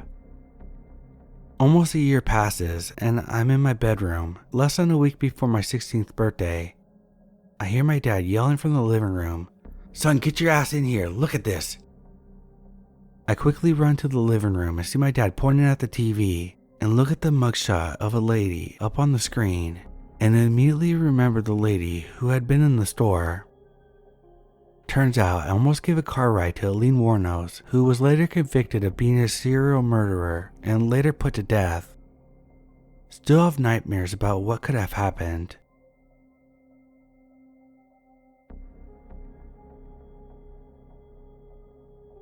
This happened around a decade ago when I was a quintessential angsty, weird little teenager, quite moody and angry at the world. Ironically, I think that's what ultimately saved me, but the guilt doesn't leave me. I've never shared this with anyone before. My family had lived in one of the nicer neighborhoods in my city, and unfortunately muggers weren't uncommon, though to my knowledge at the time, none had resulted in anyone's death. I wasn't really following the neighborhood news, or any news really. I could tell that my mom was getting increasingly worried over the past few months, but I just didn't care enough to ask why. She kept reminding me to lock the doors, travel in groups, not to talk to strangers, yada yada yada. The same spiel most reasonable parents give to their kids, only I took insult at being lectured weekly about safety at 16. Our first fight about this happened when I was told I wasn't allowed to walk home from the train anymore. I was taking some extracurricular lessons at the center of the city and rode the train to the end of the line where we lived, which was in no way remote. Our apartment building was about a 10-minute walk from the station, and I had been doing that distance since I was little. I could literally do it with my eyes closed. I usually walked around with my headphones on and much beloved CD player in my bag, listening to something loud and grungy, feeling completely safe in my little bubble of melodious solitude. Lots of yelling and screaming, lots of, "You still treat me like a child. You don't trust me. You are suffocating me. You are taking away my freedom. You are the worst mother ever." Drama, you get the idea. Eventually, we came to a compromise. As long as it was still light out, I could walk home. Otherwise, I'd give her a call and she would pick me up. I was fine with that, for a time. On this particular night, however, I was really angry. Don't ask me about what. I honestly don't remember the reason. I just remember the wrath. I wanted to scream bloody murder, and the feeling got even more exasperated when I realized I had to call my mommy to come pick me up. Nope. No way, I wasn't doing that. Didn't matter that it was raining. I wasn't a baby or made of sugar.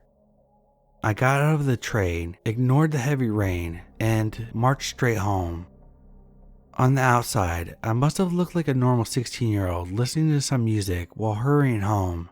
But on the inside, I was preparing to crush my enemies, seeing them kneeling before me and hear the lamentation of their women. The way from the station to my home is pretty well lit, except for one turn. Back then, there were unkempt hedges on both sides of the corner. One in the front of an abandoned lot, and no streetlights at all for about 100 feet. I approached the turn completely oblivious of my surroundings, internally planning my revenge against yet another unidentified foe, when someone jumped out beside me from the bushes, wielding a large kitchen knife. Most of what follows I remember in a blur. I don't remember what he looked like. It was dark and he was wearing a hood. I remember he smelled strongly of medicinal alcohol, but I honestly don't recall him saying anything. He probably didn't have enough time anyway, because when he jumped out of the shadows, I was startled and dropped my Discman, and that was it. I saw red. I completely lost it in the sky. All the frustrations poured out of me like a dam breaking, and I unleashed a torrent of swear words at him, most of them which I made up on the spot. I completely ignored the knife, shoved him backwards, kept screaming, "Are you fucking kidding me right now?" over and over, and bent down to pick up my shattered CD player. I don't know what he did, and to this day I don't know why he didn't attack me when I was crouched down, but when I gathered all the pieces and stood up, he was nowhere to be seen. Holding the pieces of my broken Discman and CD, I continued my march home, muttering a variation of, "Great, just great, that's just perfect. What else is gonna happen today to make this even shittier?"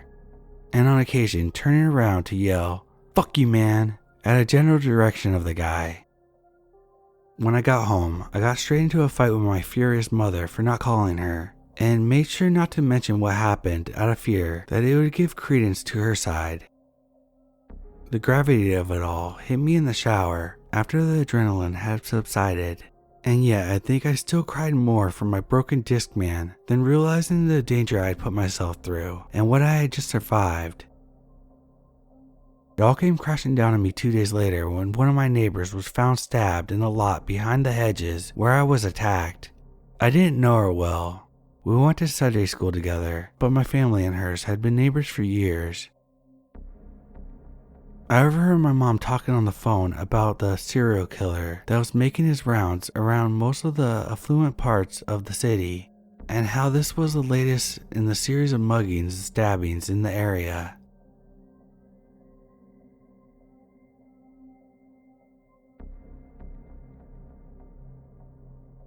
I worked in a small memory care about 5 years ago, and there's only 2 of us on staff on the evening shifts. We had an agency CNA come into work with me, and it was our first time working together and meeting. The girl was young, 17 years old, and we began talking while we were working, and she told me she needed to go out to her car real quick. She goes and comes back and was telling me about her boyfriend. They were arguing over text. She told me that he was waiting in her car until she got out of work, which was an 8-hour shift. Alarms were going off, and I was thinking to myself how weird it was, and I was going to go outside and tell him to leave, but a small voice told me not to, and I listened. Our shift goes on and we are continuing to talk, and she tells me that her mom doesn't want her hanging out with him anymore due to the situation that happened. Backstory: they got into an argument in her basement, and he went upstairs and grabbed a knife. Her stepdad caught him and asked the boyfriend what he was going to do with the knife, and he said that he was going to hurt himself. She told me the story, and I had this pit in my stomach, and I looked at her and said, "He wasn't going to hurt himself, he was going to hurt you. You need to get away from him." At the very end of her shift, we had a long talk, and I told her that she was too young to be going through this, and there's a lot of other people out there. She doesn't need to be involved with someone like that. And I told her, the next time I see you, I don't want to see you on the news dead.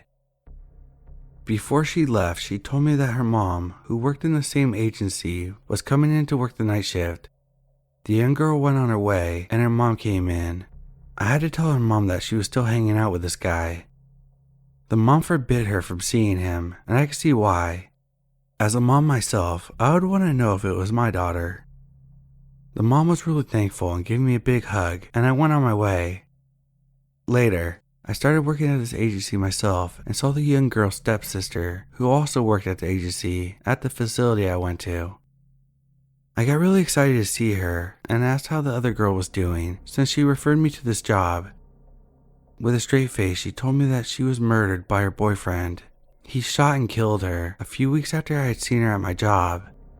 I feel absolutely sick that happened to her, and the messed up part is, it was all over the news, and that was one of the last things I told her I didn't want to see. It's really messed me up to the point where I had to go to therapy afterwards. I'm glad I listened to my gut instinct, because he could have easily hurt me if I went outside and told him to leave when he was waiting in his car.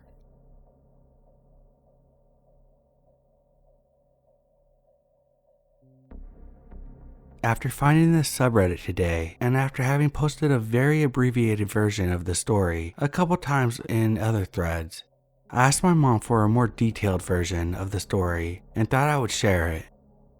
This happened circa 1971 or 1972, when my mother was about 14 or 15 years old.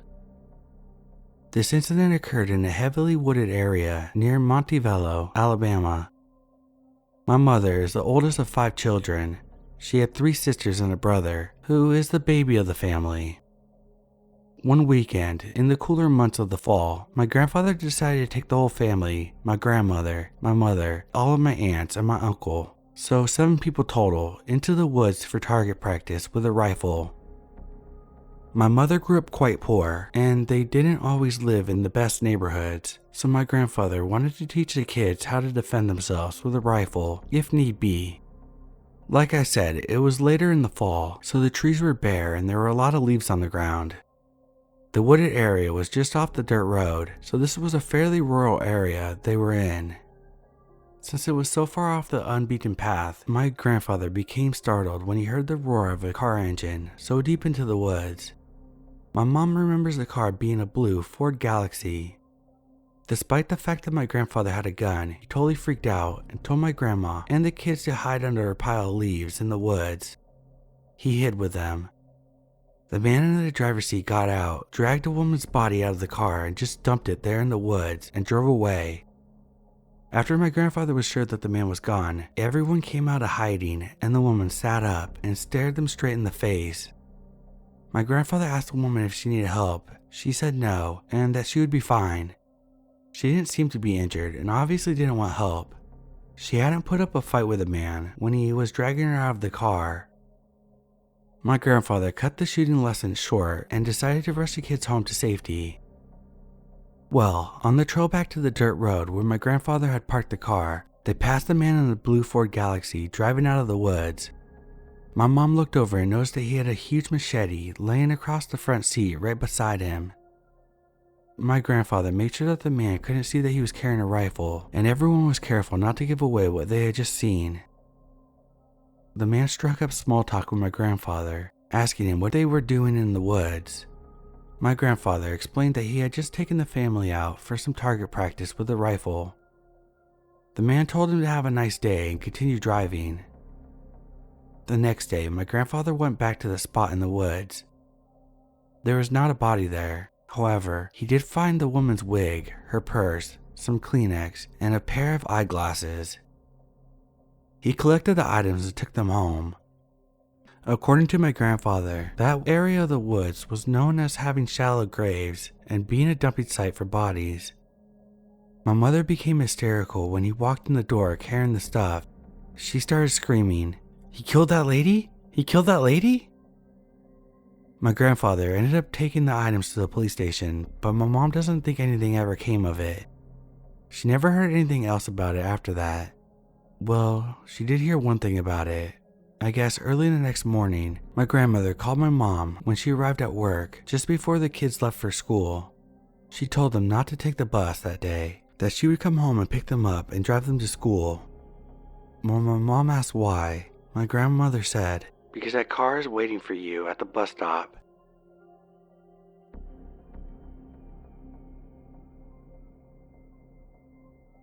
I used to work at a sex shop. I know how that sounds. And while yes, we sold porn and toys and whatnot, we primarily sold lingerie and the store was obviously geared towards women. It's important to note that at this particular location, only one person was working at any given time. As in, on a dead night, I was the only living soul in the building.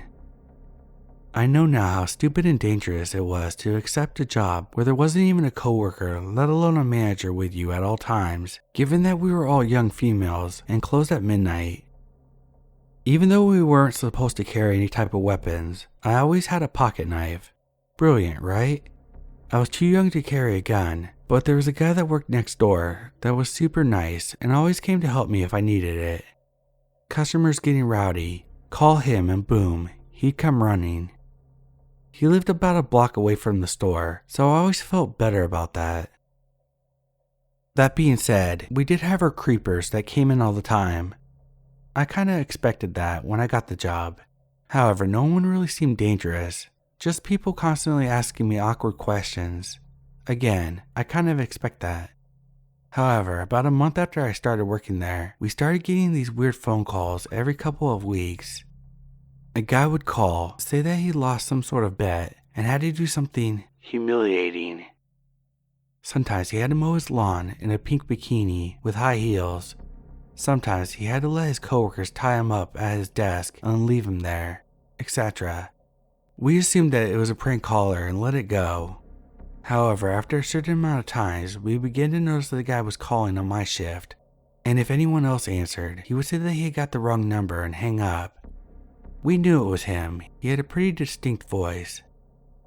His calls gradually became more and more frequent, and he would ask more and more unusual things. He would ask me to describe certain lingerie down to what kind of stitching it had and everything. I started getting frustrated, obviously, and would start snapping at him, telling him that this was the third time that he called this week, go somewhere else, whatever I felt like saying at the time. Where I worked, even if we know it's a prank call, we're supposed to try to be our wonderful, happy retail customer service providers that would make our bosses proud. So I would start off the calls trying to be helpful, knowing damn good and well where it would end up. Anyway, one night he asked me if I had a particular type of corset, which we did, and he said that he would be by that night to look at it. I got creeped out by this and asked the guy that worked next door to come in and sit with me until closing, which he did. When I brought this up to my manager, she brushed it off. I asked if I could start working with a coworker, but no, it wasn't in the budget. Moving on, the call stopped for about a week. He began calling again saying that he was going to come by sometime that night, yada yada yada. I started brushing them off as more of his prank calls until one night. We were dead. I was in the store alone by myself and a guy walked in and said he had a strange question. My heart sank as soon as I heard him start talking. I immediately sat down behind the counter and refused to stand up and come out on the floor. He said that he had lost a bet and that he had to parade around downstairs dressed as a woman. Do you sell fake breasts? I told him no. If it was closer to Halloween, he could go to a costume store and could likely find some foam breasts there. But the closest thing that we could suggest was a stuffed bra. Then he asked, as serious as can be, if he knew where I could buy some breast tissue. You know, like women lose to mastectomies.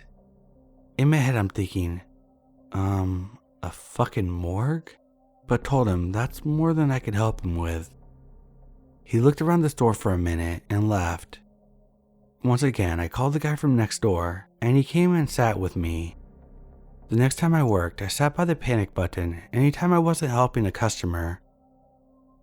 Why I didn't walk out and say they didn't pay me enough for this, I'll never know. Sure enough, he came back in once I was by myself.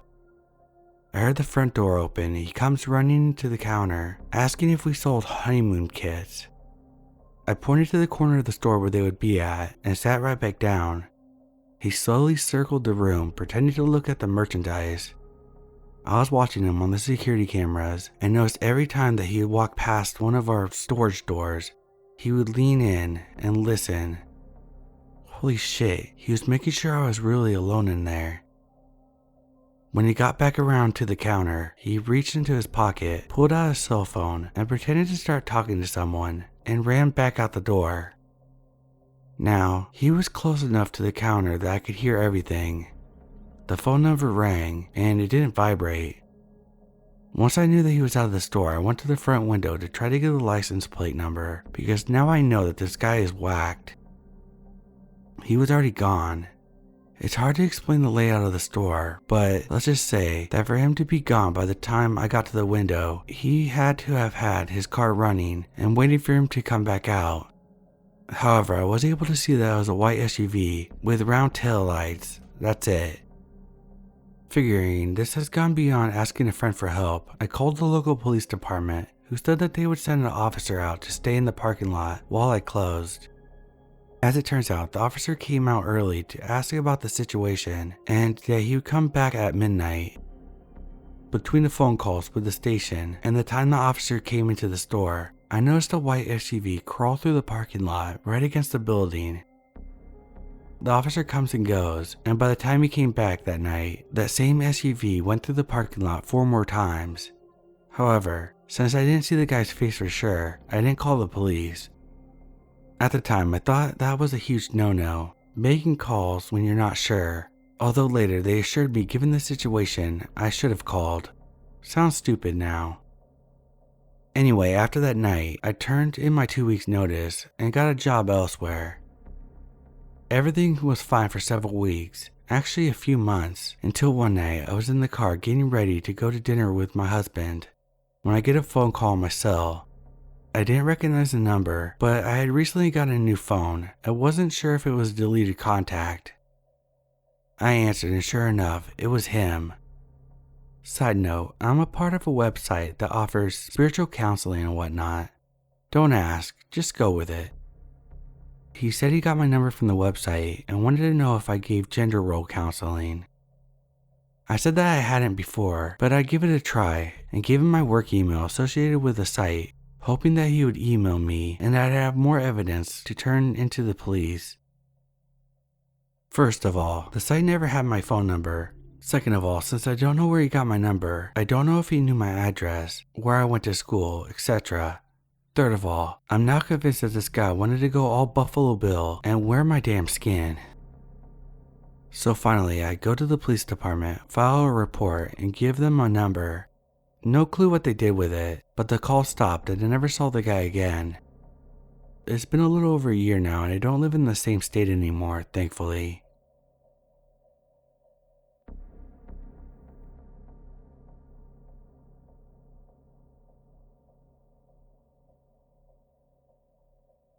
This just happened a few hours ago, but I'm not really sure if it's a case for concern. I'm just feeling very uncomfortable after. I'm a 20-year-old female.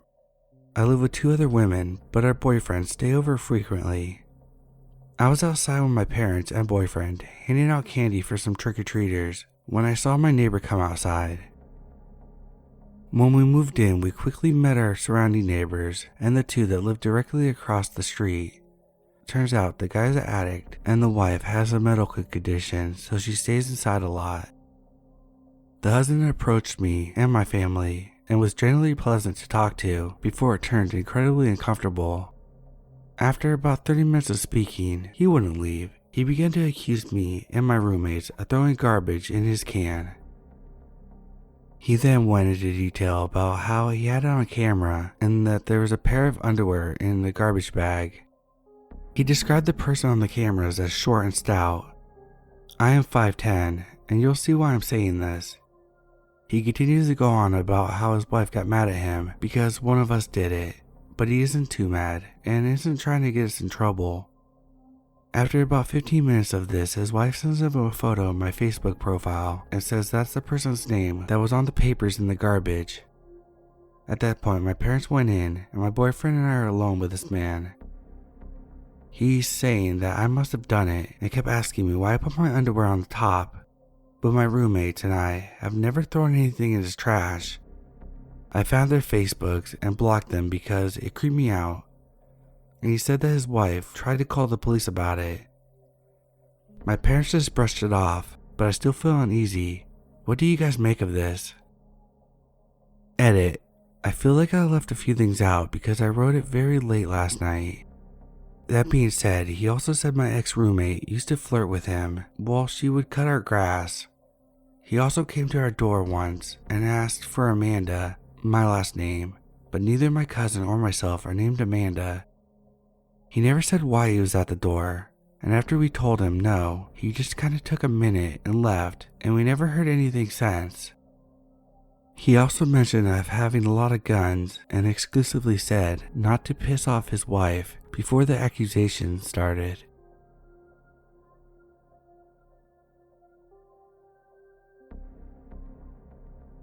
This happened in 2019.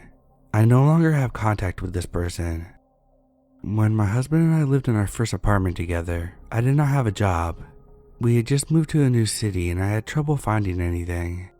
Naturally, I was at home because of this. Every day at the same time, I would walk Remy, 7-year-old female. We would always walk the same route in front of the leasing office across the street, by the basketball courts, and by the tennis courts before walking the rest of the property of the apartment complex. The first encounter I had with this guy gave me a ton of red flags, and I did report him to the leasing office because of his behavior. As I was walking Remy back home, this man who looks like he was in his 40s, glasses, gray hair, was walking from the basketball courts to the sidewalk. I stopped Remy because she was going to try to jump on him if she got close enough. He noticed us and asked, "Is she aggressive?" I told him, no, she will just jump, and I know some people don't like dogs or dogs jumping around them. He looked me up and down, stared at my chest for a second, then asked if he could pet her. I said sure, because Remy's tail was going a million miles an hour, and she was wanting to meet the new person.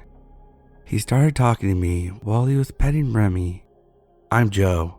I just moved across the street. What's your dog's name?" I was nice to him, even though I had a weird feeling while talking to him. "This is Remy. I'm Megan. I live next to the groundskeeper with my fiancé. You'll like it here. The staff are awesome." The entire time I was talking, he was petting Remy and staring at my chest. Joe thanked me for letting him pet my dog and turned around to leave. I was weirded out but brushed it off and told myself it was probably nothing. I walked Remy the rest of the way home, but I noticed that Joe had went into the entrance of the apartment building but was watching me walk home through the glass. I hightailed it the rest of the way to the apartment. It freaked me out enough that I called the leasing office and told them that Joe was watching me walk home after meeting me and I was generally uncomfortable with him. I also had them come fix the blinds in the dining room because I didn't want anyone looking inside our apartment.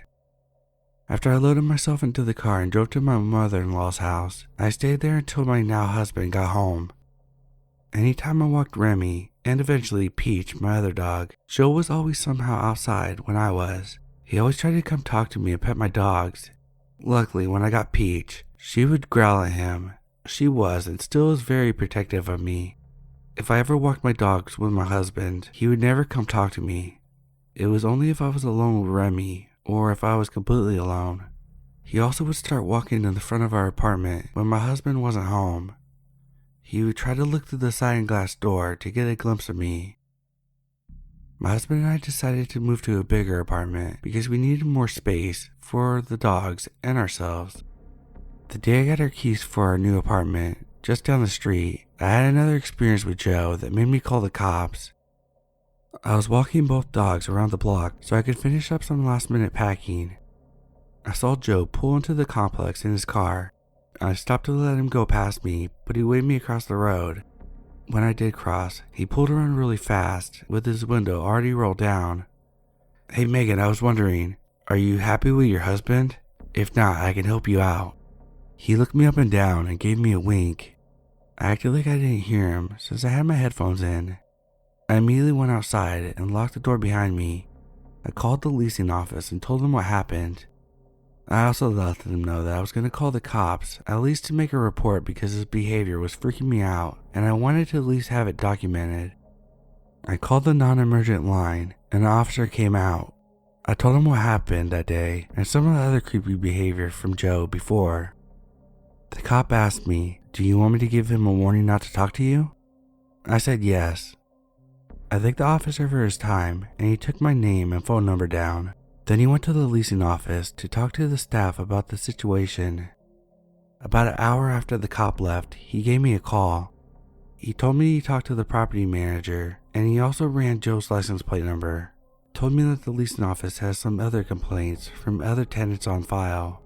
He also mentioned he didn't get a chance to talk to him because Joe was already leaving as the cop arrived at the leasing office. I thanked him again for his time and finished packing. I decided to go to the leasing office to talk to the property manager just to clear up anything just in case. When I got there, the manager told me that Joe had multiple reports just like the officer told me. She also told me that she was going to have her on-site officer stop and talk to him and encourage him not to talk to me or any female residents. I thanked her and went home to start moving little things until my husband got home. I went almost 6 months without another incident from Joe. We moved to the 3rd floor and he didn't have any idea which apartment it was, so he couldn't bother us. I also made a point to have my dogs on certain schedules so I never run into him if we were out.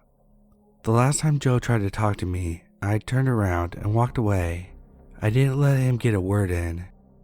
I did notice him harassing my neighbor outside when she was grilling one day. I told the leasing office about it just in case. A couple months later he moved out because they wouldn't let him re-sign his lease. That was the last I saw of Joe.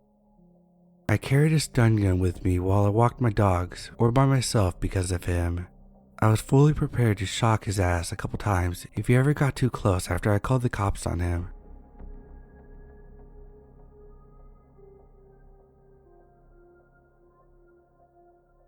I'm 20 now, and this took place when I was 13 or 14 years old. Though it's important that I know, I've always been a bigger, older looking guy. At the time of the story, I was roughly 6'1", 200 pounds, and I was in moderately decent shape since it was football season. I guess I just thought since I was such a big guy, nothing could ever happen to me. This story is about the night that proved me wrong. One night, I had gotten into an argument with my parents and needed to take a walk to blow off some steam. I had a set route I usually take to get to the park located on the other side of my neighborhood. By the time I arrived at the park, nightfall had already set in. I made my way to the only lit corner of the park, sat down at a bench, and began listening to music on my phone. I should note that I'm completely comfortable dropping my guard, as this was during a time where my relationship with my family was a bit strained, so coming here had become something of a regular occurrence. A few songs in, I noticed a car pull up in an unlit side of the park, which proceeds to immediately turn the headlights off. It was a silver SUV, but I couldn't tell the model or how many people were in the vehicle from where I was sitting. I didn't think much of it at first, as this really wasn't anything out of the ordinary. My neighborhood is rather large and divided into multiple parts, so people would frequently get lost trying to navigate it. I simply assumed that the driver had stopped to pull up directions on their phone. Nearly a good 10 minutes would pass and the vehicle still hadn't moved, which began to make me a bit nervous for some reason. The thought crossed my mind that whoever was in the car could be watching me, and as unlikely as that seemed, it was enough to get me to leave the park. As I was getting up, the vehicle turned its headlights back on. A sick feeling formed in my stomach, and I quickly made my way out of the park, breaking my usual route to ensure that I didn't have to go near that car. At this point, I didn't know what to do. I wanted to call my mom to come pick me up, but given the argument we just had, I stupidly convinced myself that calling her wouldn't be the right thing to do. I made my way to the end of the block, mentally preparing myself to wrap around the block and start heading back in the direction of the park, as that was my only way home. Just seconds later, as I reached the end of my block, the same car pulled out in front of me and came to a screeching stop. Not quite processing what happened, I simply stopped and watched the driver. An older man with a baseball cap and an unsettling smile that I could just barely make out in the darkness of the car. "Hey, you okay, buddy? You need a ride somewhere?"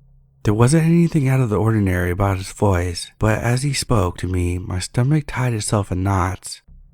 All I could do was mutter out a soft, "No," before the man reached all the way over and opened the passenger side door. "Hop in. I can take you anywhere you like, buddy." Snapping me out of the state of shock, I darted off behind the car without saying another word. I heard the man try to call out for me as I started running, but I couldn't make it out. I heard the car speed off as I continued trying to put as much distance between me and him as I possibly could. I made it a good few blocks away before I felt completely comfortable enough to stop running and decided to finally start making my way back home.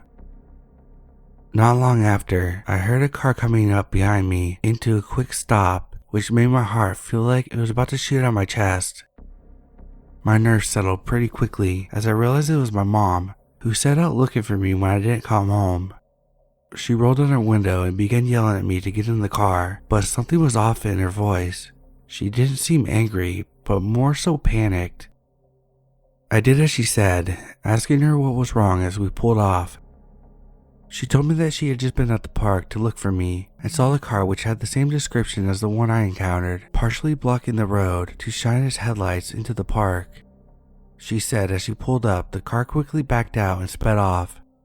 Call it mother's intuition, I guess, but she immediately assumed I was involved somehow.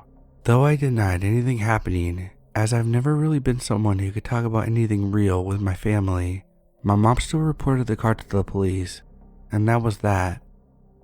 I never told my family what happened, and I haven't really ever spoken about this until now.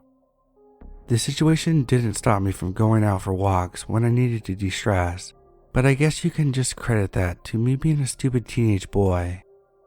I was certainly more cautious about my surroundings, like I said. That was that. I never saw the man again, and I moved on with my life.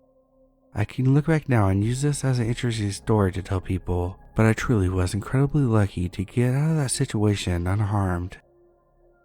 Who knows what would have happened if I hadn't decided to leave the park, or if I hadn't been able to get away. Would I really have been able to bring myself to fight back if I needed?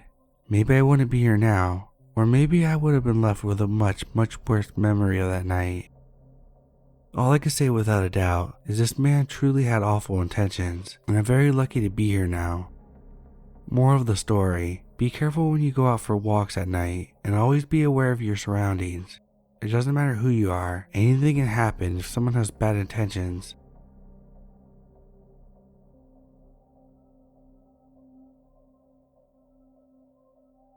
Not sure if this is the best subreddit to post this question on, but I didn't know where else to post. We recently moved into a house in a densely populated suburb located in the Midwest. More specifically, this neighborhood is located in an area where 2 miles south can be described as rough. where we are actually located is okay, but not great. The homes in the neighborhood are humble homes that were built in the 40s or 50s. 2 houses down from our house is a 1-story yellow house that has always had 3 minivans parked in the driveway. The odd thing about this house is that the young men and young women seem to live in their vans. We first noticed this summer. We would walk by and see them laying on the mattresses in the vans with all their windows and doors open. They'd be sleeping or watching something on a laptop and have a long power cord that ran from the van to the house. No matter how hot the day was, they were in the van. I never once saw them coming from the house, just always in the van. The vans are parked right up the sidewalk in their driveway. Fast forward to now and they are still in their van with an extension cord running to the house. This state we live in has cold winters. We're talking about 20 degrees Fahrenheit. It's worth noting that I have seen lights on inside the house. I have never seen any sort of construction or maintenance happening in or around the house, nor have I seen anything else on the property or living in the house. Any ideas to why they would be living in their vans when it seems like they have a house right there they could be more comfortable living in?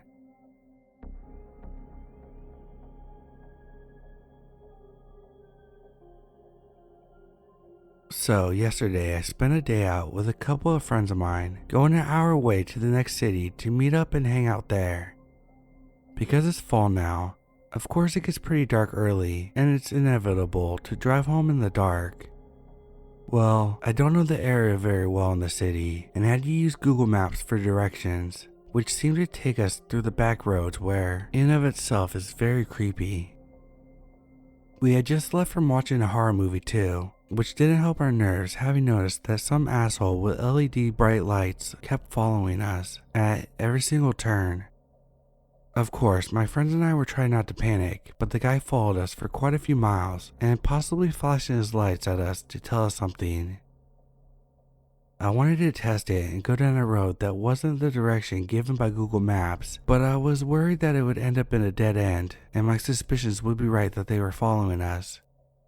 I couldn't see the car at all aside from the headlights, so I have no idea what it was or who it was. Thankfully, once we got closer to the highway, he seemed to finally trail off and turn somewhere else. You can bet your ass I had a panic attack right afterwards, including hyperventilating due to the built-up tension. Moral of the story, trust your gut and don't go down any back roads at night.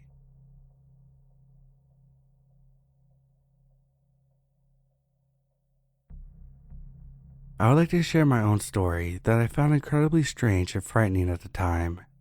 I'm a female, I was probably 14 at the time. I was walking to school and wanted to get some snacks before I went, and I got to my parents' permission to spend a little bit of cash.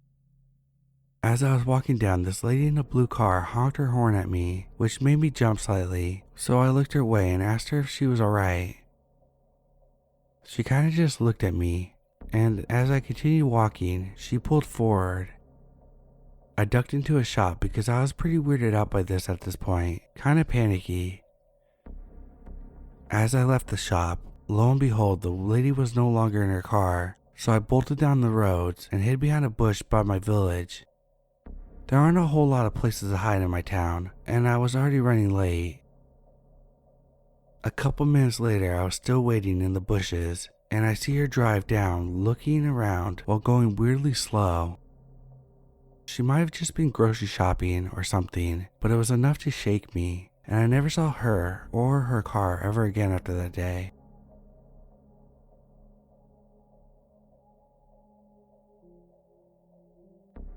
When my daughter was 2, I was having a tough time as a single mother and decided to take a road trip up Highway 1. I made reservations in Trinidad at a cool cabin in the woods within walking distance of the beach.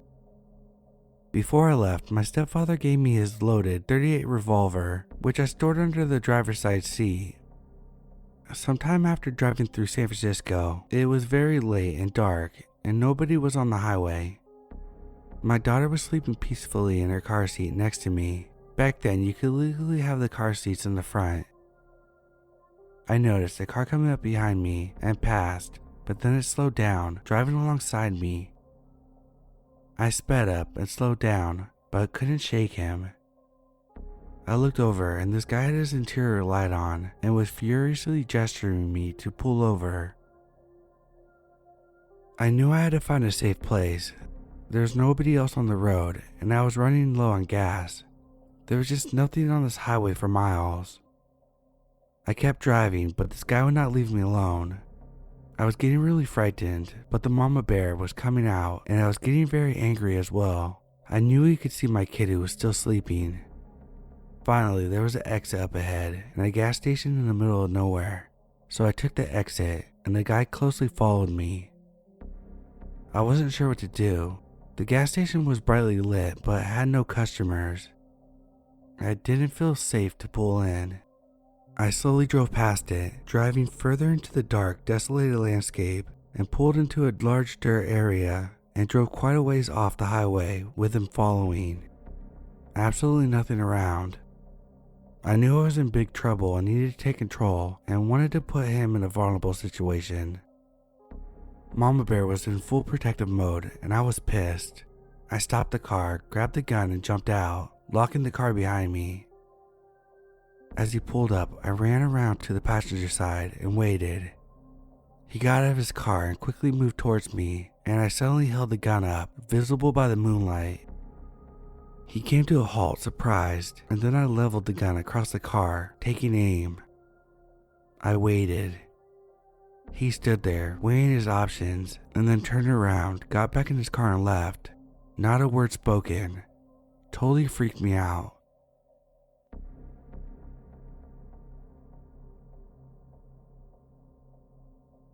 It was a typical Friday evening, and I was on my way home from work. I was driving my new car, a shiny black sedan that I had just purchased a few weeks earlier. I was feeling pretty good, listening to my favorite music and looking forward to the weekend. As I drove through the city, I noticed a car following me. At first, I didn't think much of it, but as we reached the stoplight, the car pulled up next to me, and I saw that there was 2 men inside. They looked rather rough and menacing, and they had their faces covered with bandanas. The light turned green and I moved forward, but the other car stayed right next to me. I tried to shake them off, but they wouldn't budge. I started to feel a sense of unease and started looking for an escape route. Then, just as we were approaching the intersection, the other car swerved in front of me, forcing me to stop. One of the men got out and walked up to my window. He had a gun in his hand and demanded I get out of the car. I just froze. My mind was racing as I was trying to figure out what to do. I knew I couldn't outrun a bullet, but I didn't want to just give up my car without a fight. I hesitated, and the man with the gun grew more aggressive. He shouted at me to get out of the car, and he cocked the gun, making it clear that he meant business. I knew there was no other option, so I complied with his demands and stepped out of the car with my hands up. The man took my keys and jumped in the car and drove off, leaving me standing on the side of the road in shock. Couldn't believe what just happened. I just lost my brand new car, and all of my personal belongings were inside. I walked to the nearest restaurant and used their phone to call the police. I had to file a report, and I gave them all the details I could remember. Luckily, the police took the matter seriously and tried to track my car via the GPS. Later, it was recovered with my CD player and belongings all gone, and they were never caught. The incident left me shaken, but I was relieved that I had not got hurt. Still, the whole experience had been a terrifying reminder of the dangers that lurk on our streets. After that carjacking incident, I took some self-defense classes and learned to be more aware of my surroundings.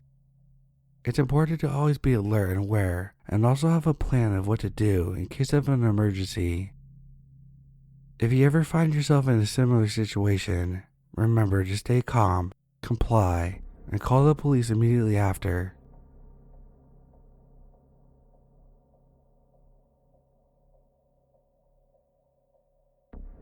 It was a dark and stormy night. I know, cliche. And I was in the rural countryside.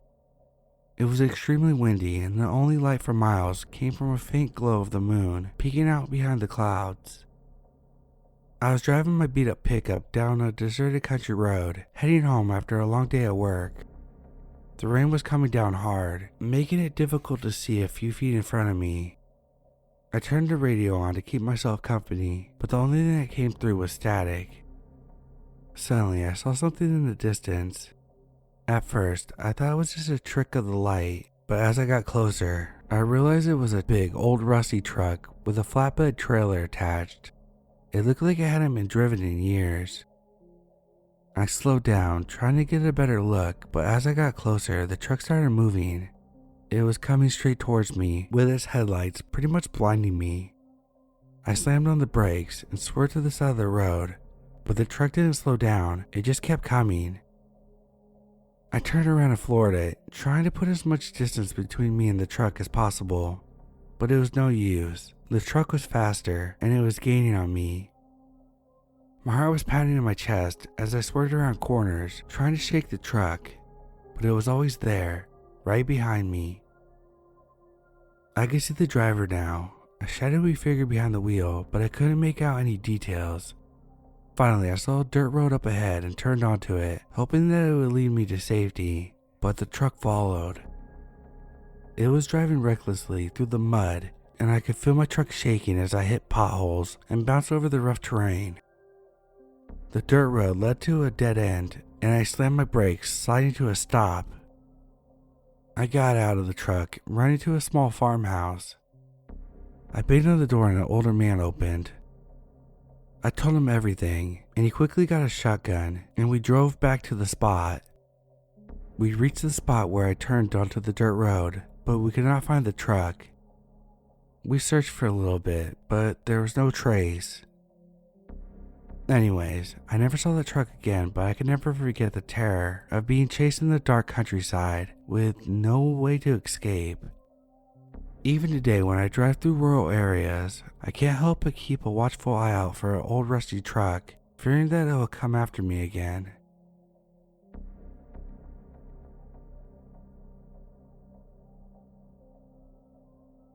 Okay, for starters, this happened in July of this year, and it still freaks me out. I was 23 when this happened. It was a hot afternoon and I was going home from my boyfriend's house, who lives about a 15 to 20 minute walk from my home. Since it was scorching heat, I was wearing my bike shorts and an oversized tee with sneakers. As I'm getting about 10 minutes away from my home, I put my headphones on and decide not to rush, as I didn't want to get there just yet because I was enjoying the fresh air. As I'm going across the street, a man in a truck, who was also across the street, began catcalling me. I ignored him and waited for the light to change. As I waited, he began getting increasingly more aggressive and overall just wouldn't shut up. The light changes and I make my way across the street. He then proceeds to honk his horn as I'm walking by and says, "Hey, I'm talking to you. Why don't you come with me for the night? I'll treat you real good." I immediately told him to leave me alone and continued on my way, but as I'm walking, he follows me with his truck and keeps trying to get me to go with him. I call my boyfriend and tell him the situation, and he FaceTimes me to see the car and the person who was following me. He then tells me to go into the store and stay there. I do as he said, and not even 2 minutes later after I walk in, the man walks in. He was looking for me. He spots me, and I immediately go to the person behind the counter and tell her the situation. She offers to let me go in the back to call the police. I told her yes and waited. He walks up to the front of the store and asks the lady if she's seen anyone with my description. She immediately says no, and if he's not going to buy anything to please leave, as she had other customers. He begins huffing and puffing, saying that he knows that he saw me, and once again she says to leave and that if he doesn't, she will call the police. That got him, and he left. About 5 minutes later, my boyfriend arrives and tells me he's going to take me home as he feels it's safer. I didn't argue and we leave the store. As we walk out, the man is right there. He looked at us and said, "Oh, so you're going to tease me with a boyfriend?" Typical. My boyfriend immediately goes into protective mode and gets in the man's face and tells him, "If I ever see you again, if you ever breathe in our direction again, you'll regret it." He then proceeds to punch the man in the groin and walks me back to my house. Sometimes I really hate being a woman.